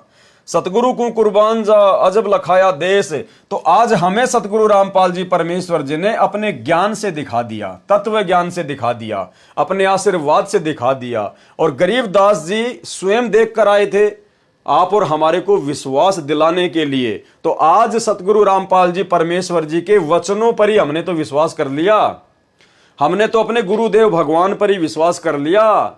हमने देखने की आवश्यकता नहीं है, हम देखने की जिद नहीं करेंगे, क्योंकि हमने तो अपने परमात्मा के प्रत्येक वचन को सत्य मान लिया। और यदि उनके वचन को ही सत्य नहीं मानेंगे, उनकी बात पे ही यकीन नहीं करेंगे कि गुरुजी जो बता रहे हैं पता नहीं वो सतलोक है कि नहीं है, ऐसी सुख सुविधा है या नहीं है, तो क्या खाक सतलोक जाएंगे हम? कभी पार नहीं हो पाएंगे, क्योंकि तो विश्वास का मार्ग है। कहे कबीर सुनो भाई साधो, मैं तो हूं विश्वास में। तो गरीबदास जी कह रहे हैं मैं तो आंखों देख के आया था भाई, इसलिए तुम्हें बता रहा हूं। और हम भगत बिना आंखों से देखे यकीन कर चुके हैं, गरीबदास जी जैसा यकीन कर चुके हैं। तो भाई और बहनों, बहुत बड़ी विशेष रजा है परमात्मा की आप और हमारे ऊपर। अगर आजीवन मर्यादा में लगे रहे, थोड़ा सा जीवन है, परमेश्वर सतलोक में ही ले जाकर छोड़ेंगे। गरीब सतगुरु को कुर्बान जा अजब लखाया देश, यानी बार बार सृष्टि रचना सुना सुना कर और उन महापुरुषों की वो वाणियां सुना सुना कर परमेश्वर ने हमें सतलोक दिखा दिया धरती लोक से। और पार ब्रह्म परवान है निरालम निज नेस, बलिहारी अपने सतगुरु पर। कौन से सतगुरु पर? सतगुरु रामपाल जी पर, क्योंकि हम अपने गुरुदेव की महिमा कर रहे हैं, हम अपने गुरुजी की महिमा कर रहे हैं। यहाँ पर गरीबदास जी के गुरुजी की महिमा नहीं कर रहे। और जो गरीबदास जी को गुरु रूप में मिला था वो यही गुरु था, इसलिए हम सीधे अपने गुरु की महिमा करेंगे। बलिहारी अपने सतगुरु रामपाल जी भगवान पर, जिसने अजब अर्थात अनोखा वो देश दिखा दिया, सतलोक दिखा दिया। पार ब्रह्म अर्थात परम अक्षर ब्रह्म परमाण है, वह निरालंब जिसको किसी का सहारा नहीं, वह अपनी शक्ति से स्थिर है, तथा निज नेस अर्थात खास पाप नाशक है वो परमात्मा। वाणी गरीब सतगुरु सोहम नाम दे गुज बीरज विस्तार। भाई गरीबदास जी का सतगुरु भी सोहम नाम दिया करता था, तो हमें गरीबदास जी का सतगुरु थोड़े देगा सोहम नाम? आज हमें किसने दिया? हमें कौन दे रहा है? हमें सतगुरु रामपाल जी दे रहे हैं। गरीब सतगुरु सोहम नाम दे और गुज बीरज विस्तार, और बिन सोहम सीजे नहीं मूल मंत्र निज सार, यानी वो सार नाम भी सोहम के बिना काम नहीं करेगा। सतगुरु सोहम नाम जाप देता है, तो आज हमें किसने दिया भाई? हमें कौन दे रहा है वो नाम जाप? भाई सतगुरु देता है, बहुत अच्छी बात है। और वो सतगुरु यदि आज ना हो तो फिर क्या फायदा उसकी महिमा का? तो आज वो सतगुरु दे रहा है भाई। कौन? सतगुरु रामपाल जी। तो कौन दे सकता है वो नाम? गरीबदास जी कह रहे हैं सतगुरु दे सकता है। और सतगुरु गरीबदास जी ने किसको बताया? कबीर जी को बताया।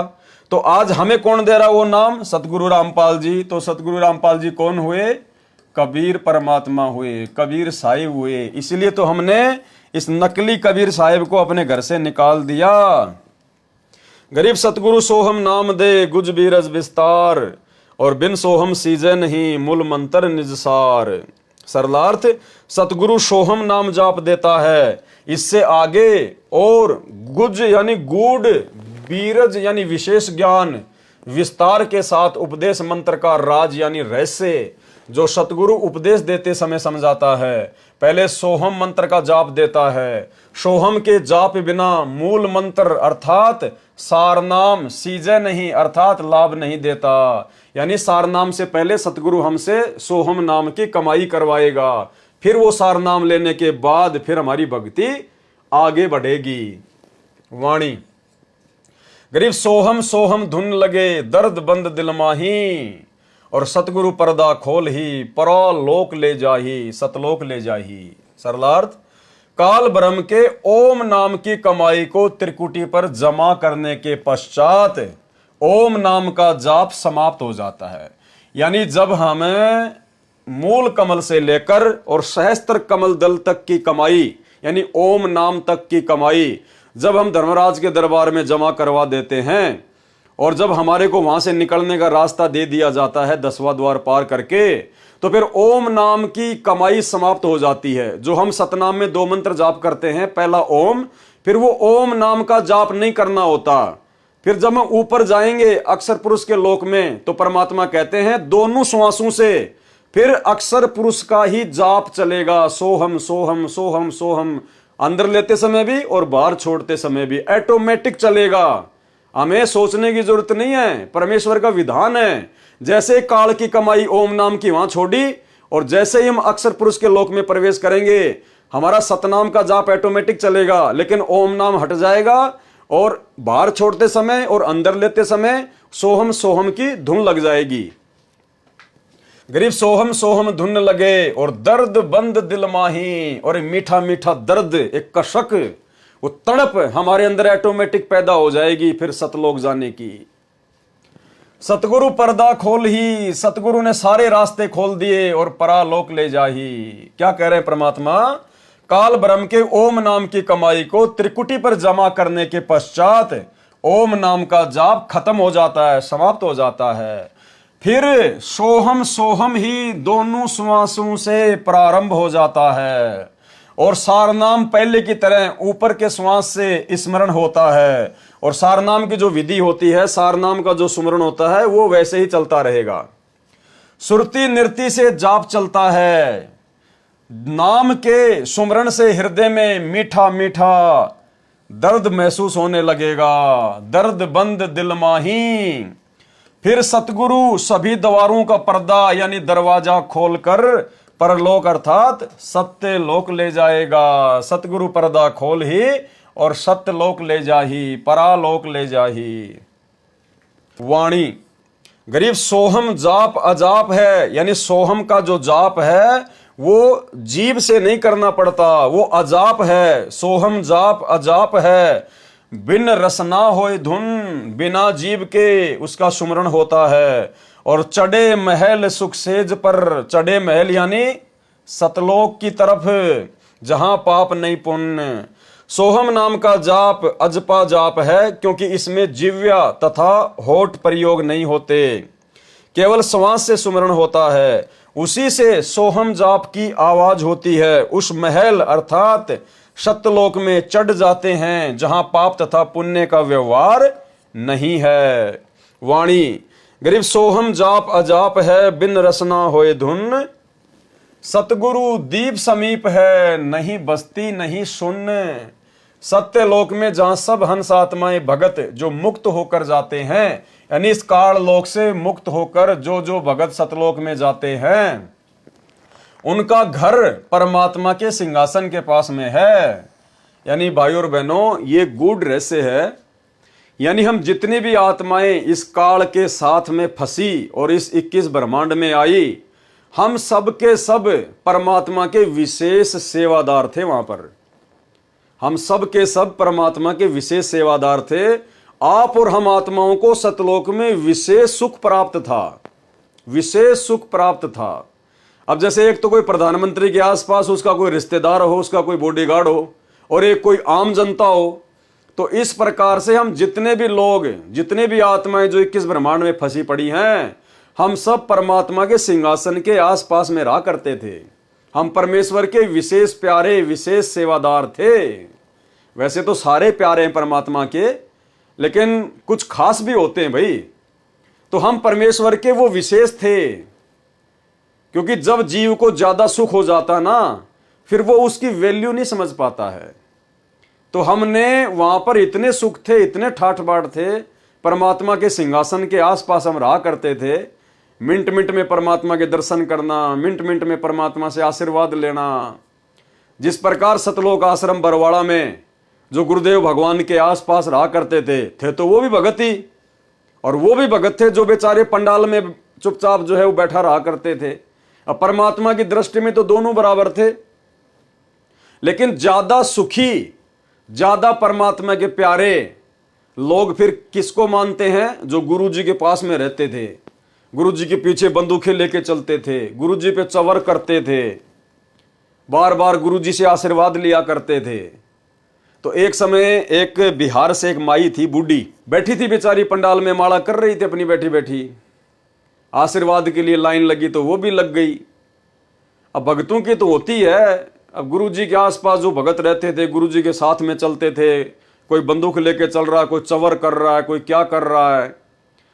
तो उस माई ने जाकर गुरु जी से कहा, जब माई का नंबर आया आशीर्वाद लेने का, तो सतगुरु रामपाल जी परमेश्वर जी से सतलोक आश्रम बरवाड़ा में उस माई ने कहा कि गुरु जी, बोले हाँ माई, बोला गुरु जी सबसे पहले तो यही भगत पार होंगे जो आपके आसपास रहते हैं, दिन में 20 बार आपसे प्रसाद लेते हैं, 50 बार आप इनको आशीर्वाद देते हो, 24 घंटे आपके साथ में रहते हैं। गुरु जी सबसे पहले तो यही पार होंगे, यही जाएंगे सतलोक। अब माई ने तो जैसा ज्ञान था वैसा कह दिया। तो गुरु जी ने कहा कि माई एक बात बता। बोला जी गुरु जी बताइए। बोला डॉक्टर के सबसे नजदीक कौन सा मरीज रहता है, यानी डॉक्टर सबसे ज्यादा किस मरीज की देखभाल करता है, बार बार किस मरीज को समझाता है। बोला गुरुजी डॉक्टर तो बार बार फटाफट उसी मरीज के पास जाएगा जो ज्यादा सीरियस हो, ज्यादा जो बीमार हो, सीरियस हालत हो, जो कोमा में हो। तो गुरुजी ने कहा कि बेटी ये जितने भी मेरे आसपास घूमते तुम्हारे को बहुत बड़े भगत नजर आ रहे हैं ना, ये बॉडीगार्ड, ये सेवादार, ये सारे के सारे ये कोमा में है, कोमा में ये भयंकर रूप से बीमार हैं। अगर मैं इनको अपने आसपास ना रखूं, ये सेवा ना दूं, तो काल इनको कब का उठा के ले जाए। तो माई की बात समझ में आ गई और गुरुजी ने कहा कि बैठ के अपनी माला कर ले, इस चक्कर में मत पड़ना कि कौन भगत बड़ा है और कौन भगत छोटा है। तो इसी प्रकार हैं तो सारे परमात्मा के प्यारे ही सतलोक में, लेकिन यहां परमात्मा क्या कह रहे हैं? सतलोक में जहां सब हंस आत्माएं भगत जो मुक्त होकर जाते हैं, उनका घर कहां है? परमात्मा के सिंहासन के पास में है। इसलिए गुरुजी हमें बार बार कहते हैं कि तुम्हारा सौभाग्य, तुम्हारी जो किस्मत है वो ब्रह्मा विष्णु महेश के पता नहीं कितना गुना ऊपर है। ब्रह्मा विष्णु महेश की किस्मत तो तुम्हारे पासिंग भी नहीं है। यानी आज हम निकम्मों का नंबर आ गया, जो परमात्मा के सारे ठाट बाट को छोड़कर इस काल के चक्कर में फंस गए थे कि ना जाने यहां से भी ज्यादा सुख देगा हमें वहां पर, यहां गधा कुत्ता बना के गोबर खिला दिया। फिर तो परमात्मा के सिंहासन के पास है, उनका दीप सतलोक में ही भिन्न है। जैसे राजा का महल अलग होता है, परंतु सभी को जैसे सूर्य के दर्शन होते हैं और अपने साथ ही रहता नजर आता है, ऐसे परमात्मा प्रत्येक सतलोकवासी को महसूस होता है। तो भाइयों और बहनों, इसलिए परमात्मा यहां आकर इतना दुख उठाते हैं, क्योंकि हम परमात्मा के विशेष लाडले हैं, विशेष प्यारे हैं, जो सतलोक में उनके आसपास रहा करते थे। और जब जीव को ज्यादा सुख हो जाता ना, वही भ्रमित हो जाता है। तो सतलोक में जो दूर दूर के द्वीप में जो भाई बहन हमारे जो रह रहे थे, वो भ्रमित नहीं हुए, लेकिन हम कुछ ज्यादा ही सुखी थे वहां पर। हम परमात्मा के ज्यादा ही लाडले थे, ज्यादा ही प्यारे थे, इसीलिए परमात्मा हमारे लिए यहां आकर इतना दुखी हो रहा है। तो अब हमने इस बात को समझना चाहिए, जब हमारा बाप सतलोक का सुख छोड़कर और यहां भटक रहा है आप और हमारे लिए, तो फिर हमने तो यहां के दुखों को छोड़ने में देरी करनी नहीं चाहिए। सतलोक में जहां सब हंस आत्माएं यानी भगत जो मुक्त होकर चले जाते हैं, उनका घर कहां है? परमात्मा के सिंहासन के पास में है। उनका दीप सतलोक में ही भिन्न है। जैसे राजा का महल अलग होता है, परंतु सभी को जैसे सूर्य के दर्शन होते हैं और अपने साथ ही रहता नजर आता है, ऐसे परमात्मा प्रत्येक सतलोकवासी को महसूस होता है। वाणी। गरीब सुन्न बस्ती से रहित है, मूल मंत्र मन माही, और जहां हम सतगुरु ले गया, अगम भूमि सत ठाही। मूल मंत्र अर्थात सार नाम को मन में रख लगाकर जाप करने से उस स्थान पर चले जाते हैं। जो सतलोक सब सुनू से बनी बस्ती अर्थात लोकों से रहित है, अर्थात न्यारा है, जहां पर हमें सतगुरु लेकर गया। गरीबदास जी कह रहे हैं हमें कौन लेकर गया? सतगुरु। तो हमें कौन लेकर जाएगा? सतगुरु, ना कि ये कागज की फोटो। वह भूमि अगम अर्थात वह लोक आगे वाला है। सत ठाही यानी सच्चा स्थान, ठाही यानी स्थान, सत ठाही सत्य लोक है। वाणी। गरीब मूल मंत्र निज नाम है, सुरती सिंधु के तीर, और गैबी बाणी अरस में सुर नर धरे न धीर। मूल मंत्र जो सार नाम है उसका जाप सुरती नृत्य से किया जाता है। गरीब मूल मंत्र निज सार है यानी वो वास्तविक नाम है मूल मंत्र, और सुरती सिंधु के तीर यानी सुरती और नृत्य से उसका जाप किया जाता है, बड़े ध्यान से उसका जाप किया जाता है। और गैबी बाणी अरस में जब हम ऊपर जाएंगे तो वहां पर बहुत सारी गैबी बाणी यानी ऐसी ऐसी भयंकर गुप्त आवाजें आएंगी। और सुर नर धरे न धीर, सुर यानी देवता, नर यानी इंसान, ये वहां पर डामाडोल हो जाते हैं। जब ऊपर जाएंगे ना तो गुरुजी ने बताया काल का इतना भयंकर षड्यंत्र है, वो ऐसी ऐसी भयंकर गैबी बाणी यानी गुप्त आवाजें निकालेगा, बिजली जैसी कड़केंगी, भयंकर भयंकर आवाजें होंगी जैसे बादल गरजते हैं। तो ये छोटे मोटे संत ऋषि महात्मा जिनको सतगुरु प्राप्त नहीं होता है, जो कोई तप करके ओम नाम की कमाई करके मनमुखी रूप से जो ऊपर जाते हैं, कहते वो उन आवाजों को सुन के डगमग हो जाते हैं, उनके कालजे फट जाते हैं, वो वापस भग लेते हैं वहां से। गरीब मूल मंत्र निज सार है, सुरती सिंधु के तीर, और गैबी बाणी अरस में सुर नर धरे न धीर। और उस समय में हमने क्या करना है? हमने अपने सार नाम के जाप को निरंतर चालू रखना होता है सुरती नृत्य से। सरलार्थ, मूल मंत्र जो सार नाम है उसका जाप सुरती नृत्य से किया जाता है। सुरती यानी सूक्ष्म दृष्टि, और सिंधु यानी सागर, तीर यानी किनारे। जैसे भव सागर है ऐसे ही सतलोक सागर है, उसके किनारे जाने के लिए सूक्ष्म ध्यान सुरती की आवश्यकता है। वो ऑटोमेटिक लगेगी हमारी, हमने टेंशन लेने की जरूरत नहीं है। गुरुजी जब हमें सार नाम देंगे तो हमें उसकी विधि बताएंगे, और जब हम उस लोक में जाएंगे जहां पर हम जाएंगे ऑटोमेटिक वो सुरती हमारी उस नाम पे ऑटोमेटिक लग जाएगी। हमें घबराने की जरूरत नहीं है, टेंशन लेने की जरूरत नहीं है। ये तो परमात्मा में समझ आ रहा है कि ऐसा ऐसा होता है। गरीबदास जी ने बताया कि मैं गया था भाई वहां पर तो ऐसा ऐसा है, यानी कोई ये सोचे कि हम तो बिना सतगुरु के ही सतलोक चले जाएंगे। तो गरीबदास जी कह रहे कि इस बहम में ना रहना, बहुत बड़ा बखेड़ा काल का। लेकिन हमें टेंशन लेने की जरूरत नहीं है, चाहे कुछ भी हो, कुछ भी गरजे, कुछ भी बादल फटे, हमारे साथ परमात्मा रहेगा और उनका नाम हमारे साथ में रहेगा।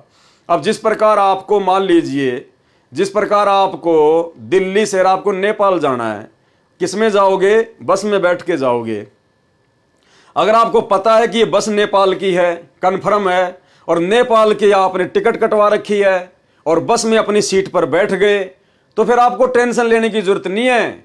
वो बस चाहे उत्तराखंड में चक्कर काट के जाए, चाहे वो राजस्थान में चक्कर काट के जाए, लेकिन आपको तो लोग पहुंचाएगी, क्योंकि आप उसी बस में बैठे हैं जो नेपाल जाने वाली है, और उस बस की टिकट भी आपके हाथ में है, कन्फर्म है।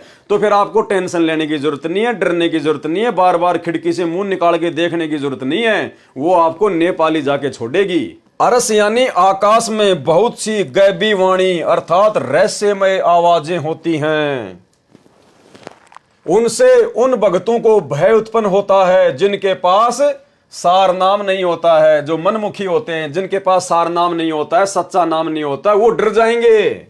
वे सुर अर्थात देवता, नर अर्थात जो पूर्व जन्म की भक्ति से बिना गुरु से ध्यान लगाकर समाधिस्थ हो जाते हैं, वे भयभीत हो जाते हैं क्योंकि उनके पास सार नाम नहीं होता। वाणी। गरीब अजब नगर में ले गया हमको सतगुरुआण, अजब नगर यानी सतलोक में लेकर गया कौन? हमको सतगुरु आन, सतगुरुदेव भगवान आकर हमें कहां ले गए? अजब नगर में, सतलोक में, और झिलके बिंब अगात गति, हम सूते चादर तान। हम तो निश्चिंत होके सो गए। गरीबदास जी कह रहे हैं कि अपनी आंखों से देख के आया हूं और वहां जाके आया हूं, सारे ठाट बाट सारे सुख देख के आया हूं, घूम के आया हूं, और नीचे के ब्रह्मा विष्णु महेश और अक्षर पुरुष देवी देवता ब्रह्मा विष्णु महेश सबसे मिल के आया हूं। बिल्कुल कन्फर्म है जो गुरुजी बता रहे हैं वो। तो आप और हमें विश्वास दिलाने के लिए गरीबदास जी ने इतना ये प्रयास किया, ये वाणियां लिखवाई कि भाई आप पिछली पीढ़ी वाले भक्तों को 100% यकीन हो जाना चाहिए सतगुरुदेव भगवान के सत्संगों पर, उनके वचनों पर, कि जो सतगुरु रामपाल जी भगवान कह रहे हैं, सूरज पूर्व की बजाय पश्चिम में उदय हो सकता है, लेकिन संत रामपाल जी के मुख से निकला हुआ वचन झूठा नहीं हो सकता। इतना दृढ़ विश्वास हमें हो जाना चाहिए। गरीब अजब नगर में ले गया हमको सतगुरु आण, और झिलके बिंब अगाध गति, सूते चादर ताण। सरलार्थ, सतगुरु जो पूर्ण ब्रह्म जी हैं। कौन कह रहे हैं? गरीबदास जी। क्या कह रहे हैं? कि मुझे जो सतगुरु मिले थे वो कौन है? पूर्ण ब्रह्म जी, अर्थात पूर्ण परमात्मा। तो भाई वो गरीबदास जी के ही सतगुरु तो आज हमें मिले हैं, कबीर जी। तो कौन है ये? पूर्ण ब्रह्म जी, पूर्ण परमात्मा। सतगुरु जो पूर्ण ब्रह्म जी हैं, वे जिंदा बाबा के रूप में सत्यलोक से पृथ्वी पर आकर मुझे अजब नगर, अद्भुत नगर अर्थात सतलोक में लेकर गए। वहां पर अनोखी झिलमिल हो रही थी, झिलके बिंब अगात गति। वहां अनोखी झिलमिल हो रही थी, रोशनी हो रही थी। वहां जाकर पता चला कि यह स्थान पूर्ण सुखमय है, पूर्ण आनंदित है। यह परमात्मा अविनाशी है। इनका दिया ज्ञान तथा भक्ति की साधना सत्य शास्त्र अनुकूल है। अब मुझे विश्वास हो गया कि मेरा कल्याण निश्चित है। सूते चादर तान, इसलिए सूते चादर तान अर्थात चादर तान कर सोने का भावार्थ है जिस व्यक्ति ने उस दिन का सारा काम समाप्त कर लिया हो, तो वह चादर ओढ़कर यानी कोई भी कपड़ा ओढ़कर सो रहा हो, तो अन्य व्यक्ति आकर कहे और पूछता है कि सारा कार्य कर लिया? लगता है कोई कार्य शेष नहीं रहा, इसीलिए तो चादर तान कर सो रहा है, रजाई ओढ़ कर सो रहा है। चादर तान कर सोना मतलब निश्चिंत होकर रहना। तो हमें विश्वास दिला रहे हैं गरीबदास जी महाराज कि मैं जो तुम्हें कह रहा हूं बिल्कुल कन्फर्म है। हम देखा सो साच है और सकल परपंच, और जो देखा वही गरीबदास जी ने वाणी में लिखवाया। तो हम भक्तों को बिना सतलोक देखे, और भाई और बहनों, हम जितने भी साथ संगति से भाई बहन जुड़े हुए हैं, आप और हमें अच्छे से पता है, अंदर से पता है कि हमने कभी सौपन में भी नहीं सोचा कि हमारे गुरुजी हमें सतलोक के दर्शन जो है वो करवा कर लाएं। हम भक्तों ने कभी सौपन में भी नहीं सोचा कि हमारे गुरुजी संत रामपाल जी जब हमें सतलोक के दर्शन करवा कर लाएंगे सपने में या वैसे, तब हमें विश्वास होगा कि हाँ सतलोक है। नहीं, हमने तो कभी सपने में भी नहीं सोचा कि हमारे गुरुजी हमें सतलोक दिखाएंगे तब मानेंगे। हमने तो शुरू से ही अपने गुरुजी के वचनों पर यकीन कर लिया, विश्वास कर लिया। हम लोगों के इंटरव्यू देखते हैं कि गुरुजी रात में आए और मेरी आत्मा को सतलोक में ले गए, मुझे आम खिलाया, मुझे अमरूद खिलाया, मुझे वहां पर घुमाया, ब्रह्मा विष्णु महेश दिखाए, मुझे तपतशिला दिखाई। ये तमाम प्रकार के इंटरव्यू देखने के बाद भी हम सत्सेवकों के मन में कभी नहीं आई कि गुरुजी हमें भी सतलोक दिखाएं। भाई और बहनों, इसीलिए तो परमात्मा कहते हैं कि गोता मारूं स्वर्ग में और जा बैठूं पाताल, और गरीब दास ढूंढता फिरूं अपने हीरे मोती लाल। साध संगति से जुड़े हुए भाई बहन वो हीरे मोती लाल हैं जिन्होंने अपने गुरुजी के वचन पर ही विश्वास कर लिया। गुरुजी ने कहा सत्य, और एक सत्संग में परमात्मा ने कहा कि सच्ची आत्माओं की यही पहचान होती है। जो उसके बाप ने बोल दिया उसने यकीन कर लिया। उदाहरण दिया गुरुदेव भगवान ने कि बाप अपनी जवान बेटी का रिश्ता तय करके आता है और शाम को घर आकर बताता है कि लड़का ऐसा है, ऐसा ऐसा सुंदर है, ऐसा ऐसा उसके मकान है, ऐसी ऐसी उसके जमीन है, तो वो बेटी अपने बाप के मुंह से सुनकर ही यकीन कर लेती है। वो बेटी अपने बाप से ये नहीं कहती कि मुझे दिखा के लेके आ, क्योंकि उस बेटी को अपने बाप पे यकीन है कि मेरा बाप जो भी कुछ करेगा मेरे अच्छे भविष्य के लिए करेगा। वो बेटी कोई प्रश्न चिन्ह नहीं उठाती, कोई सवाल नहीं करती, कोई ऑब्जेक्शन नहीं करती, और उसको पक्का विश्वास होता है कि जैसा मेरे बाप ने कहा वैसा ही मुझे वहां का घर बार मिलेगा, मुझे मेरा होने वाला पति मिलेगा। तो भाइयों और बहनों, ये अच्छी आत्मा की पहचान बताई परमात्मा ने। तो ये केवल साध संगत से जुड़े हुए भाई बहन हैं, जिन्होंने कभी सौपन में भी ये नहीं सोचा, कभी भी ये जिद नहीं करी कि गुरुजी हमें भी सतलोक दिखा कर लाएं। अरे हमारे बाप सतलोक से तो आए, ये सतलोक के तो राजा हैं, सतलोक के शहंशाह हैं, और ये तो सतवादी है, झूठ तो इनके आसपास भी नहीं है। सतवादी के चरणों की मैं सिर पर डारूं धूर, और 84 निश्चय मिटे पहुंचूं तख्त हजूर। अगर हम अपने बाप पर ही शंका करेंगे तो लाख जन्म भी सतलोक नहीं जा पाएंगे। तो आप और हम वो आत्मा हैं जिन्होंने सतगुरु के वचन पर विश्वास किया, और उसका ये परिणाम मिला, उसका ये फल मिला कि सतगुरु ने हमें सतलोक जाने के ट्रेनिंग सेंटर साध संगति से जोड़ दिया। वाणी गरीब अगम अनाहद दीप है। अगम अनाहद यानी आगे के लोगों के आगे वो दीप है, सतलोक है। अगम अनाहद लोक, अगम अनाहद गवन है, अगम अनाहद मोख। यानी भाई और बहनों, ये जो वाणियां हैं, ये जो शब्द हैं, ये कई बार जब हम इनको रिपीट करेंगे, पढ़ेंगे, तब जाके इनका सरलार्थ हमारे समझ में आएगा। तो अगर किसी भाई बहन को अगर एक बार में इनका ये सरलार्थ अगर समझ में नहीं आता है, अगम अनाहद दीप है, अगम अनाहद लोक, अगम अनाहद गवन है, अगम अनाहद मोख, यानी मुझ पवनदास को ही नहीं आ रहा। इसीलिए तो परमात्मा अंतर्यामी ने इसका सरलार्थ किया है। अगर गुरुदेव भगवान के द्वारा किए गए सरलार्थ को भी यदि हम 20% भी समझ लेंगे, 100% किए हुए सरलार्थ को यदि 20% भी समझ लेंगे ना, तो भी हमारी मानता है, क्योंकि ये बहुत गूढ़ रहस्य युक्त वाणियां हैं। ये ना सोचना कि पवनदास को तो सारी याद हैं। पवनदास को याद नहीं है। पवनदास तो परमात्मा के द्वारा जो सरलार्थ किया गया है, और जितना परमात्मा ने मुझे बुद्धि बख्शी है, थोड़ा बहुत मैं तो उसी आधार से आप लोगों को बता रहा हूं, समझा रहा हूं, साथ संगति हो रही है। तो कोई ये ना सोचे कि यार मेरी समझ में नहीं आ रहा, तुम दिमाग पे ज्यादा टेंशन नहीं लेना, ज्यादा जोर मत डालना दिमाग पे। ये वाणी समझ में आए ना आए, इनका सरलार्थ हमारे को पूरा का पूरा समझ में आए ना आए, इस बात से कोई फर्क नहीं पड़ता। ये स्वयं सिद्ध वाणियां हैं।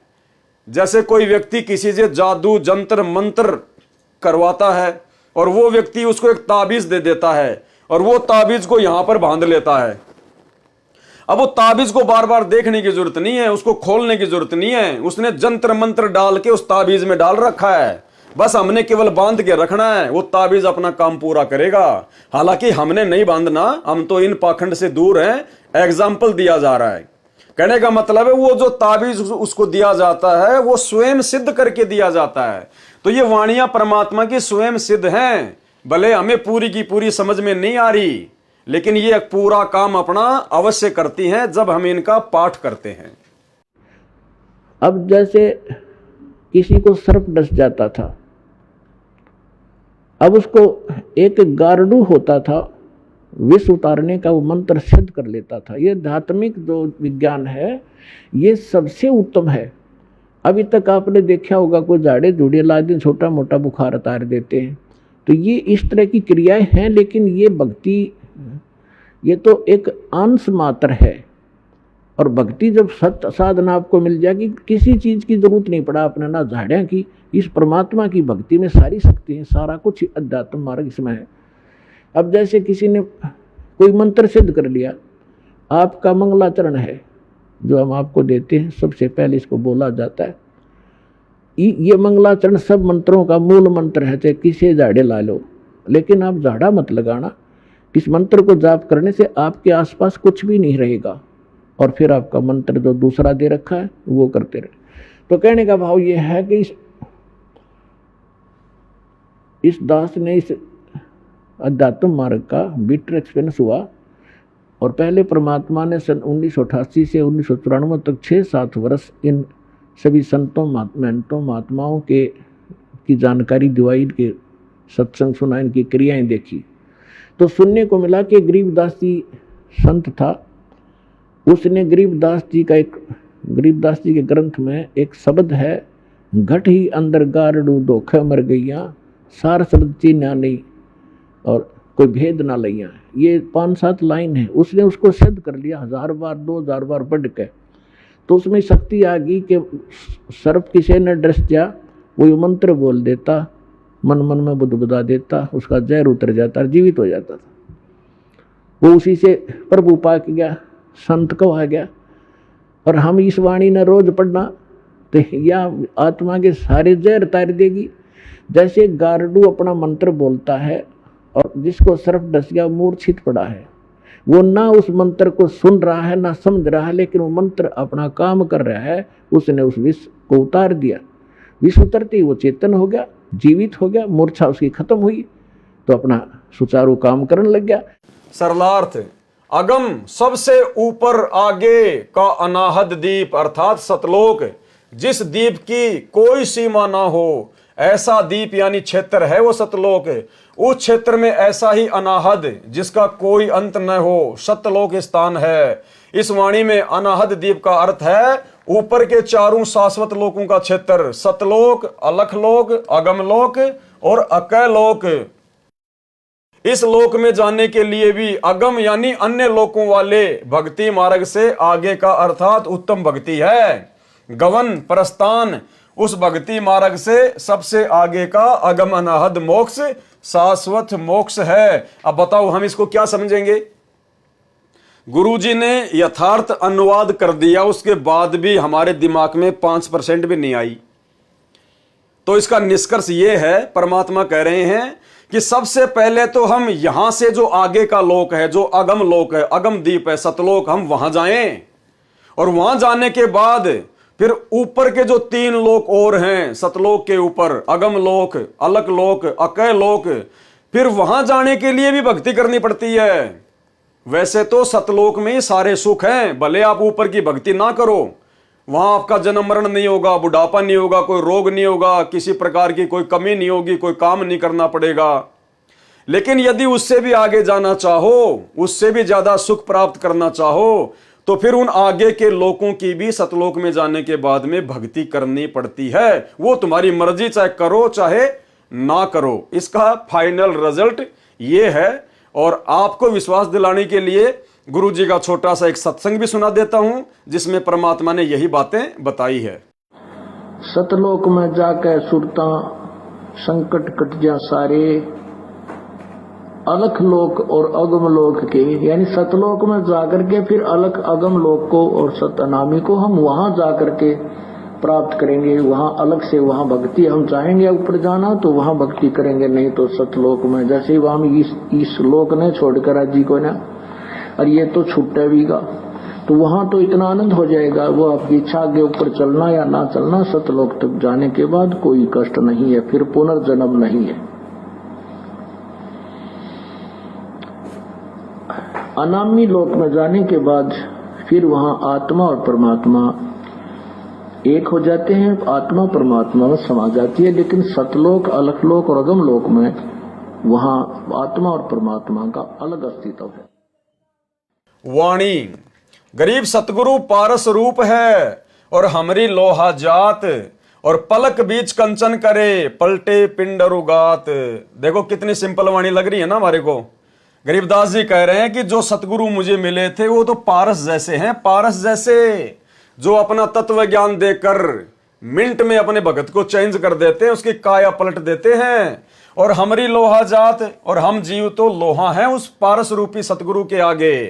पलक बीच कंचन करें, पलक बीच यानी आंख झपकने जितनी देर में वो परमात्मा सोना बना दे हमारी काया का, यानी अपने ज्ञान से हमारे विचारों को चेंज कर दे।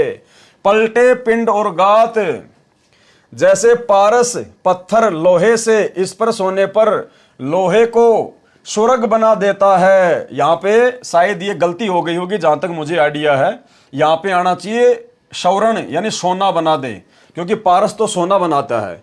वैसे तो पता नहीं, अब मालिक की मौज, हो सकता है जब मैनेजमेंट वालों ने इसको प्रिंट कराया तो हो सकता है उसमें यहाँ पर दिक्कत हो गई होगी, तो यहाँ पे होना चाहिए सोना। जैसे पारस पत्थर लोहे से स्पर्श होने पर लोहे को सोना बना देता है, जिस कारण से वह बहुमूल्य हो जाता है, इसी प्रकार हम तो लोहा जैसे जीव थे। यानी सतगुरु रामपाल जी परमात्मा के मिलने से पहले हम तो लोहे जैसे थे, लोहा भी जंग लगा हुआ, किसी काम का नहीं, खराब, 84 में जाने वाले थे हम तो।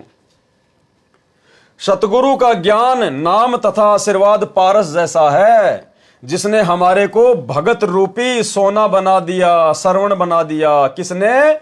पारस रूपी सतगुरु रामपाल जी परमेश्वर जी ने हमारा पिंडरुगात अर्थात शरीर ही पलट दिया, अर्थात बुराई छुड़वाकर सत्य भक्ति पर लगाकर जीव का उद्धार कर दिया। वाणी, गरीब हम तो लोहा कठिन है और सतगुरु बने लुहार। यानी हम तो बहुत ही ज्यादा जो है बिगड़े हुए जीव थे, बिल्कुल घटिया स्तर के जीव, और सतगुरु बने लुहार। सतगुरु भी एक नंबर का लुहार निकला, मार मार के थोड़े अपने तत्व ज्ञान के, मार मार के चोट, फिर गर्म किया, फिर थोड़े मारे, बार बार सृष्टि रचना सुनाई, बार बार ज्ञान सुनाया। गरीब हम तो लोहा कठिन है, सतगुरु बने लुहार, और जुगन जुगन के मोर्चे तोड़ गणे गड़सार। जुगन जुगन के मोर्चे, असंख्य युगों के हमारा वो अज्ञान, वो मैल जो हमारी आत्मा पे चढ़ा हुआ था, मालिक ने मार मार के हथौड़े, वो घण मार मार के हमारे को कोमल कर दिया। गरीब हम तो लोहा कठिन है, सतगुरु बने लुहार, और जुगन जुगन के मोर्चे तोड़ घणे घनसार। किसने किया? समर्थ सतगुरु रामपाल जी भगवान ने। इनके बिना कोई भी जीव की काया पलट नहीं कर सकता, अवगुणी जीव को सद्गुणों में तब्दील नहीं कर सकता। आप और हम कितने नीच थे, कितने घटिया थे, कितने बिगड़े हुए थे, कितनी गंदी सोच थी, कितनी घटिया मानसिकता थी, अपने स्वार्थ से ऊपर कुछ देखा ही नहीं करते थे। और आज देखो परमात्मा ने बिल्कुल सोना बना दिए, सोना। तो कौन कर सकता है भाई? ये केवल पारस रूपी सतगुरु कर सकता है, ये असली लोहार कर सकता है। गरीब हम तो लोहा कठिन है, सतगुरु बने लुहार, और जुगन जुगन के मोर्चे तोड़ घड़े घनसार। अन्य उदाहरण दिया है कि सतगुरु तो लुहार समान है, हम लोहा थे, यानी सतगुरु तो लुहार के समान और हम थे लोहा। लोहा भी जर युक्त, यानी बिल्कुल घटिया क्वालिटी का लोहा, जर लगा हुआ। कठिन अर्थात अहंकार से युक्त, भक्ति रहित थे। सतगुरु जी ने हमारे ऊपर सत्संग वचनों के बाण मारकर हमारा अहंकार तोड़ दिया, तथा जो युगों युगों का जन्म मरण का मोर्चा तैयार किए हुए थे वह समाप्त कर दिया, अर्थात 84 वाला सारा झंझट ही समाप्त कर दिया। वाणी, गरीब हम पशुआ जनजीव हैं, हम तो जानवर के जैसे हैं, जानवर के जैसे। और सतगुरु जात भिरंग, और सतगुरु उस कीड़े की तरह है, उस भौरे की तरह है, जो भगत को अपने संपर्क में लेकर अपने जैसा बना देता है, भिरंग भिरंग करके, और मुर्दे से जिंदा करे, पलट धरत है अंग। भक्ति का ज्ञान न होने के कारण हम तो पशु के तुल्य जीवन जी रहे थे। सतगुरु जी ने बार बार सत्संग सुनाकर अपने जैसा बना लिए। जैसे एक भृंग कीड़ा पंखों वाला अन्य बिना पंखों के कीड़े को अपनी आवाज सुना सुनाकर अपने जैसा बना लेता है। हम भक्ति मार्ग से भटके हुए थे, हम मुर्दों जैसा जीवन जी रहे थे, जीवन में कोई उत्साह नहीं था। परमात्मा ने तत्व ज्ञान सुनाकर, किसने सुनाया तत्व ज्ञान? परमात्मा ने, परमात्मा सतगुरु रामपाल जी ने। परमात्मा ने तत्व ज्ञान सुनाकर जीवन में नई चेतना भरकर जिंदा समान कर दिया, जिंदा समान। वाणी, गरीब सतगुरु शिकलीगर बने। शिकलीगर होता है जो ताले की चाबी बनाता है कूट कूट के। गरीब सतगुरु शिकलीगर बने और यो तंतेगा दे, और हमारा शरीर तो जो है वो तलवार के जैसा था। जुगन जुगन के मोर्चे और खोवे ब्रह्म संदेह, शिकलीगर तालों को ताली लगाते थे, जो नई चाबी एक कील को कूट छेद कर बना देते थे। सतगुरु इसी प्रकार हम जीवों को भक्ति करने योग्य शब्द की चोट मारकर बनाते हैं। इसलिए कहा है कि सतगुरु शिकलीगर बने और ये शरीर तेगा यानी तलवार तुल्य है। इस शरीर से भक्ति करके जन्म मरण से छुटकारा पाने का युद्ध जीतना है। सतगुरु युगों युगों का भ्रम निवारण करके सर्व शंकाओं का नाश कर देते हैं। वाणी संख्या 97। गरीब सतगुरु कंद कपूर है। कंद यानी फल और कपूर यानी अमृत जैसा। सतगुरु कंद कपूर है और हमरी तुनका दे, और हम क्या हैं? तुनके जैसे। तुनका क्या होता है? जैसे कोई लकड़ी का कोई होता है ना, वो तिनका, सूखा जो तिनका जो घास का होता है। कहते हैं हमारे सतगुरुदेव भगवान तो अमृत जैसे फल हैं और हम जीव क्या हैं? तिनके जैसे, वो भी सूखा तिनका। स्वाति सीप का मेल है चंद चकोरा ने। सतगुरु जी तो अमृत फल तुल्य है, हमारा शरीर तो तिनके तुल्य है। जैसे स्वाति नक्षत्र की वर्षा की बूंद सीप के मुंह में गिरने से मोती बन जाता है, ऐसे सतगुरु जी ने हमारे अंतःकरण रूपी सीप में यानी हमारे हृदय में सत्य साधना रूपी स्वाति की बूंद डाली, यानी अपना तत्व ज्ञान डाला, अपना उपदेश डाला, वो मंत्र डाले।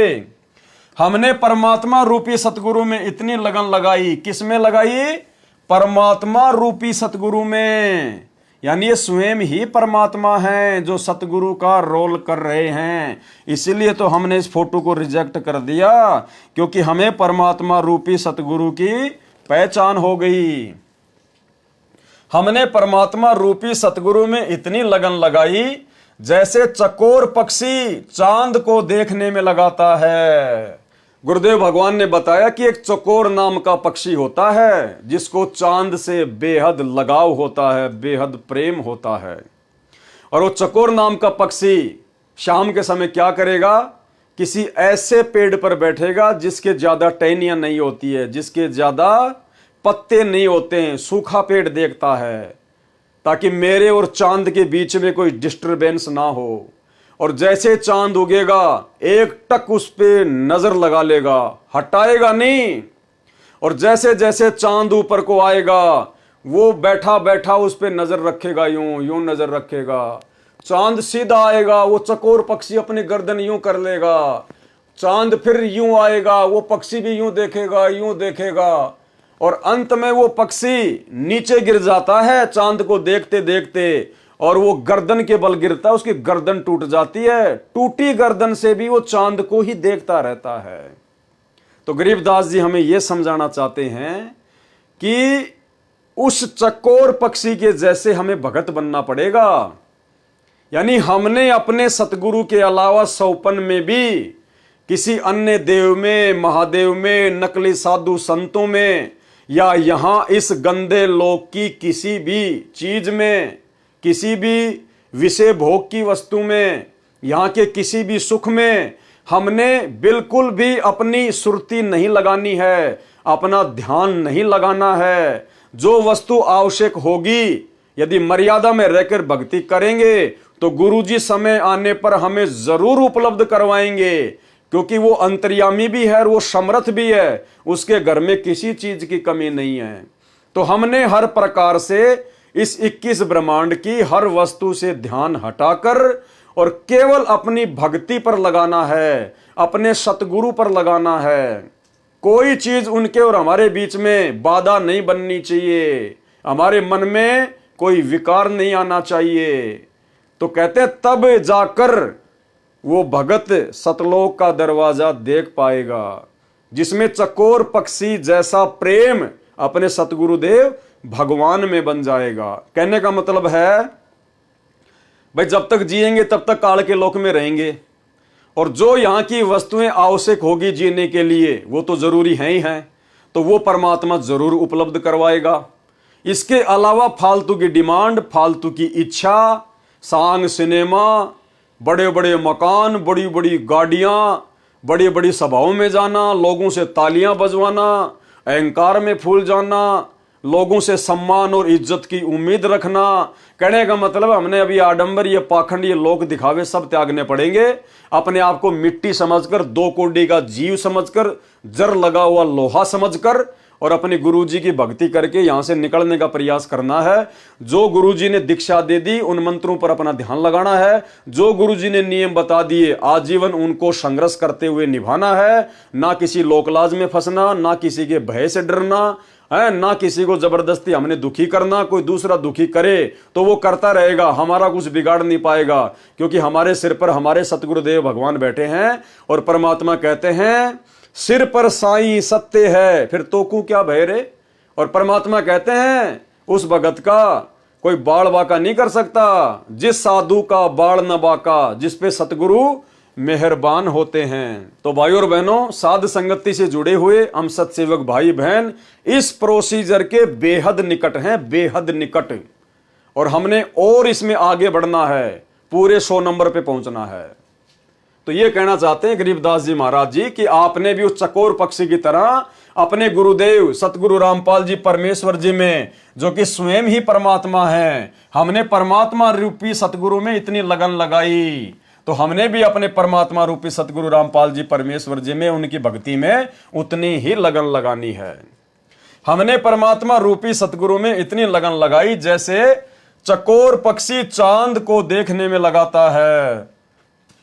एक टक रात्रि में उगते चांद को अस्त तक देखता रहता है, देखते देखते पेड़ से गिरकर गर्दन भी तुड़वा लेता है, परंतु नजर फिर भी चांद को देख रही होती है। ऐसी लगन परमात्मा में लगाकर मोक्ष प्राप्त किया। वाणी गरीब ऐसा सतगुरु सेइये, यानी ऐसे सतगुरु की पूजा कीजिए। बेग उधारे हंस, जो हंस को यानी भगत को बहुत जल्दी सतलोक पहुंचा दे, उसका उद्धार कर दे। और भव सागर आवे नहीं, फिर वापस इस भव सागर में 21 ब्रह्मांड में नहीं आना। और जोरा काल विध्वंस, और ना ही फिर हमारे ऊपर इस जोरा यानी इस मौत का और काल का किसी प्रकार का कोई भी जोर नहीं चलेगा। हम फिर बार बार जन्म और मरण में नहीं आएंगे। गरीब ऐसा सतगुरु से ये बेग उदारे हंस, भव सागर आवे नहीं, जोरा काल विध्वंस, यानी इस काल और इस मृत्यु के विध्वंस में फिर हम वापस नहीं फंसेंगे। भव सागर आवे नहीं। सरलार्थ ऐसा सतगुरु कीजिए जो शीघ्र कल्याण करे। हंस रूपी भगत को संदेश दिया है, आगे कहा है कि फिर संसार सागर में पुनः जन्म नहीं लेता। सतगुरु जोरा अर्थात मौत और काल को समाप्त कर देता है, पूर्ण मोक्ष प्राप्त करवाता है। वाणी गरीब पट्टन नगरी घर करे। पट्टन नगरी यानी सतलोक, कि अब भगत ने सतलोक में अपना निवास स्थान बना लेना चाहिए, अपना घर कर लेना चाहिए सतलोक में। गरीब पट्टन नगरी घर करे, गगन मंडल गैनार, अलल पंख ज्यों संचरे, सतगुरु अधम उधार। सरलार्थ सत्य साधना से उस पट्टन नगरी सतलोक में घर करें, निवास स्थान प्राप्त करता है, जो गगन मंडल में अर्थात पर्वत जैसा ऊंचा महल है। उद्धार करने के लिए सतगुरु अलल पक्षी की तरह सत्यलोक से चलकर आता है। यानी सतगुरु कैसे आता है? अलल पक्षी की तरह सतगुरु अपने भक्तों को लेने के लिए यहां आता है। वाणी गरीब अलल पंख अनुराग है और सुन मंडल रहे थीर, दास गरीब उधारिया, सतगुरु मिले कबीर। सरलार्थ जिस प्रकार अलल पक्षी का बच्चा पृथ्वी पर होता है, वह अपने परिवार तथा घर को नहीं भूलता, जो ऊपर वायु में आकाश में होता है। दूसरी ओर उस बच्चे के माता पिता अलल पक्षी अपने बच्चे के लौटने की राह देखते रहते हैं और दिल में मिलने की मीठी मीठी हिलोद सी उठती रहती है, और अंत में वह बच्चा अपने परिवार में ऊपर चला जाता है। इसी प्रकार परमात्मा आपको सदा चाहता है कि मेरे बच्चे मेरे पास सतलोक में आ जाएं, सदा सुखी हो जाएं। हम सतगुरु के भगत अलल पंख के बच्चे की तरह परमात्मा को तथा अपने घर सत्यलोक को नहीं भूलेंगे तो एक दिन हम सतलोक चले जाएंगे। संत गरीबदास जी ने कहा है कि मेरा उद्धार भी इसी विधि से हुआ है। मुझे सतगुरु कबीर जी ही मिले। कौन मिले? सतगुरु कबीर जी मिले। तो भाई हमें कौन मिला फिर आज? वही सतगुरु कबीर जी मिला है। इसलिए हमने इस कागज की फोटो को सतगुरु मानना छोड़ दिया है। तो भाई और बहनों, आज के वीडियो में केवल इतना ही। कल रात्रि 9 बजे जो वीडियो लाइव चलेगा उसमें फिर हम आगे से शुरू करेंगे, जो कि साहिब कबीर जी की वाणी गुरुदेव के अंग से शुरू होगा। तो भाई और बहनों, बहुत बड़ी दया है, बहुत बड़ी मेहर है परमात्मा की। और जब तक हमारे गुरुदेव भगवान हिसार जेल से नहीं आ जाते हैं तब तक वे यही चाहते हैं कि मेरे बच्चे इसी प्रकार से अपने विश्वास को दृढ़ करके भक्ति मार्ग पर लगे रहे। उसके लिए परमात्मा ही सारी योजना तय करता है। ये परमात्मा की योजना के तहत ही ये भक्ति बोध पुस्तक का सरलार्थ किया जा रहा है। सरलार्थ के ऊपर वीडियो बनाए जा रहे हैं ताकि हम भक्तों का जी लगा रहे, हमारा मन परमात्मा के चरणों में लगा रहे।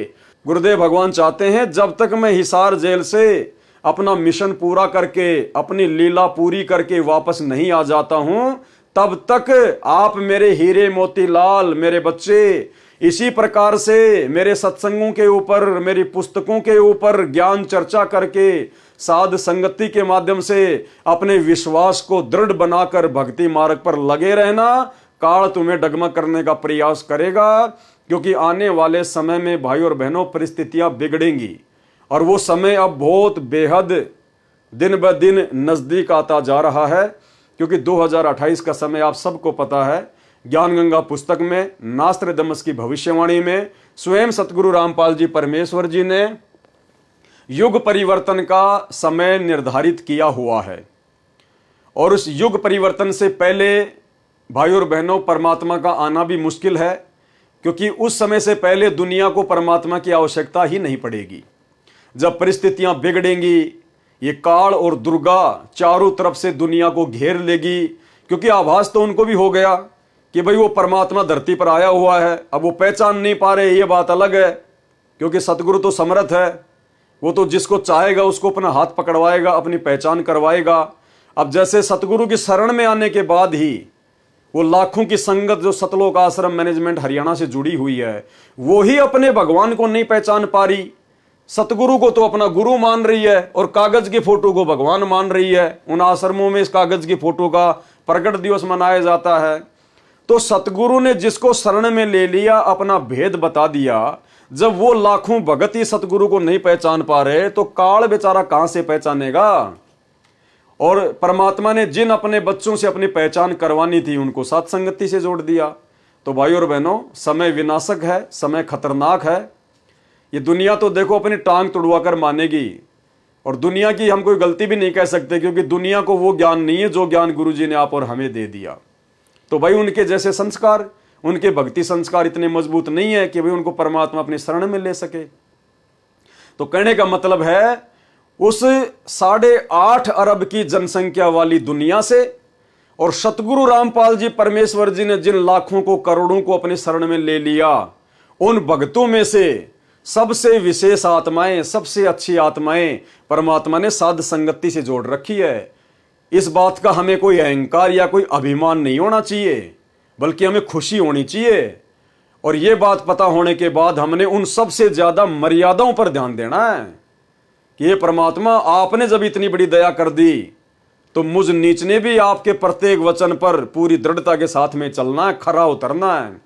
जब गुरुजी ने हमारे ऊपर इतना विश्वास किया है और छांट छांट कर साथ संगति से जोड़ा है, तो हमने गुरुदेव भगवान के विश्वास को तोड़ना नहीं है। जैसे हमारे गुरुदेव हैं और जैसा गुरुदेव भगवान आप और हमें भगत बनाना चाहते हैं, विनम्र, आधीन, प्रेमी, सच्चे मुच्चे, उसी प्रकार से भाई और बहनों हमने भगत बनना चाहिए। हमने कोशिश शुरू कर देनी चाहिए। और ये मौका आप और हमारे पास केवल उस समय तक है भगत बनने का, जब तक गुरुजी हिसार जेल से लीला समाप्त करके बाहर नहीं आ जाते हैं। देखो उसके बाद तो पूरी दुनिया ही भगत नजर आएगी, ध्यान रखना। जिस प्रकार सतलोक आश्रमों में जब गुरुजी सत्संग करते थे तो सभी भगत नजर आते थे। जिसके भी गले में लॉकेट दिख जाता, सत साई भगत जी, सत साई भगत जी, झुक के प्रणाम करना, आदर देना, सम्मान देना, हंस के बात करना। भाई भगत क्या, ये तो बिल्कुल गजब का घोड़ा है, बिल्कुल भाई ये तो मतलब धन्ना जी बन गया। और जैसे बरवाला कांड हुआ और पता चला कि वहां साथ संगति हो रही है, वो ही भगत लेके लठ जो आश्रमों में सत साई भगत जी, सत साई भगत जी लेके लठ अपने भगत भाइयों को मारने आ रहा है। तो भाई और बहनों, भगतों की अभगतों की पहचान तो अब हो रही है। तो अब हमने वो भगत बनना है जैसा भगत बनाने के लिए गुरुजी सतलोक से आए हैं। और ये मौका दे दिया गुरुजी ने हमें साथ संगति से जोड़ के। और अब भी यदि हम नहीं समझेंगे, और थोड़ा बहुत जीवन हमारा, किसी का 20 साल, किसी के 25 साल, किसी का 30 साल, इतना ही है, क्योंकि 60-70 साल की तो उम्र ही है इंसान की अब। और 30-40-50 साल के हम हो गए, और ज्यादा से ज्यादा 20-25 साल जी लेंगे, इससे ज्यादा जीवन नहीं है। चलो 100 वर्ष मान लो कि भाई मैं 100 साल जीऊंगा।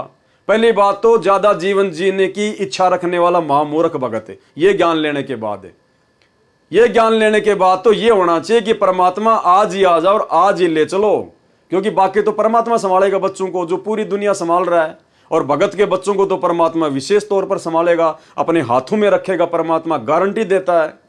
तो उसके बाद हमारी तो परमात्मा की वाणी के अनुसार पूरी इच्छा हो जानी चाहिए कि जीवन तो थोड़ा ही भला, जय सत्य सुमरण होए, और लाख बरस का जीवना लेख धरे न कोई।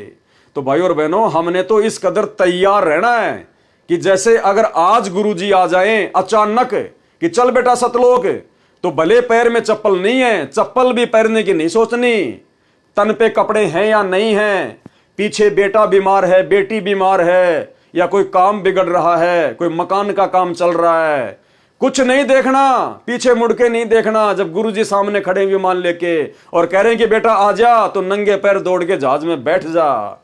इस कदर हमने तैयार रहना है, तभी बात बनेगी भाई और बहनों। तो आज के यथार्थ भक्ति बोध के सरलार्थ में केवल इतना ही। कल रात्रि 9 बजे अगले वीडियो में गुरुदेव भगवान के आशीर्वाद से फिर हाजिर होंगे। और यदि आप नए जुड़े हैं इस वीडियो में, तो भाई और बहनों, जब तक आप पहले के 4-5 वीडियो नहीं देखोगे, जिनके लिंक ऊपर टाइटल में दिए हुए हैं, तब तक आपको ये बातें समझ में नहीं आएंगी। तो कल फिर मिलेंगे परमात्मा के आशीर्वाद से। गुरुदेव भगवान से आशीर्वाद लेते हैं, इजाजत लेते हैं। बंदी छोड़ सतगुरु रामपाल जी परमेश्वर जी की जय हो।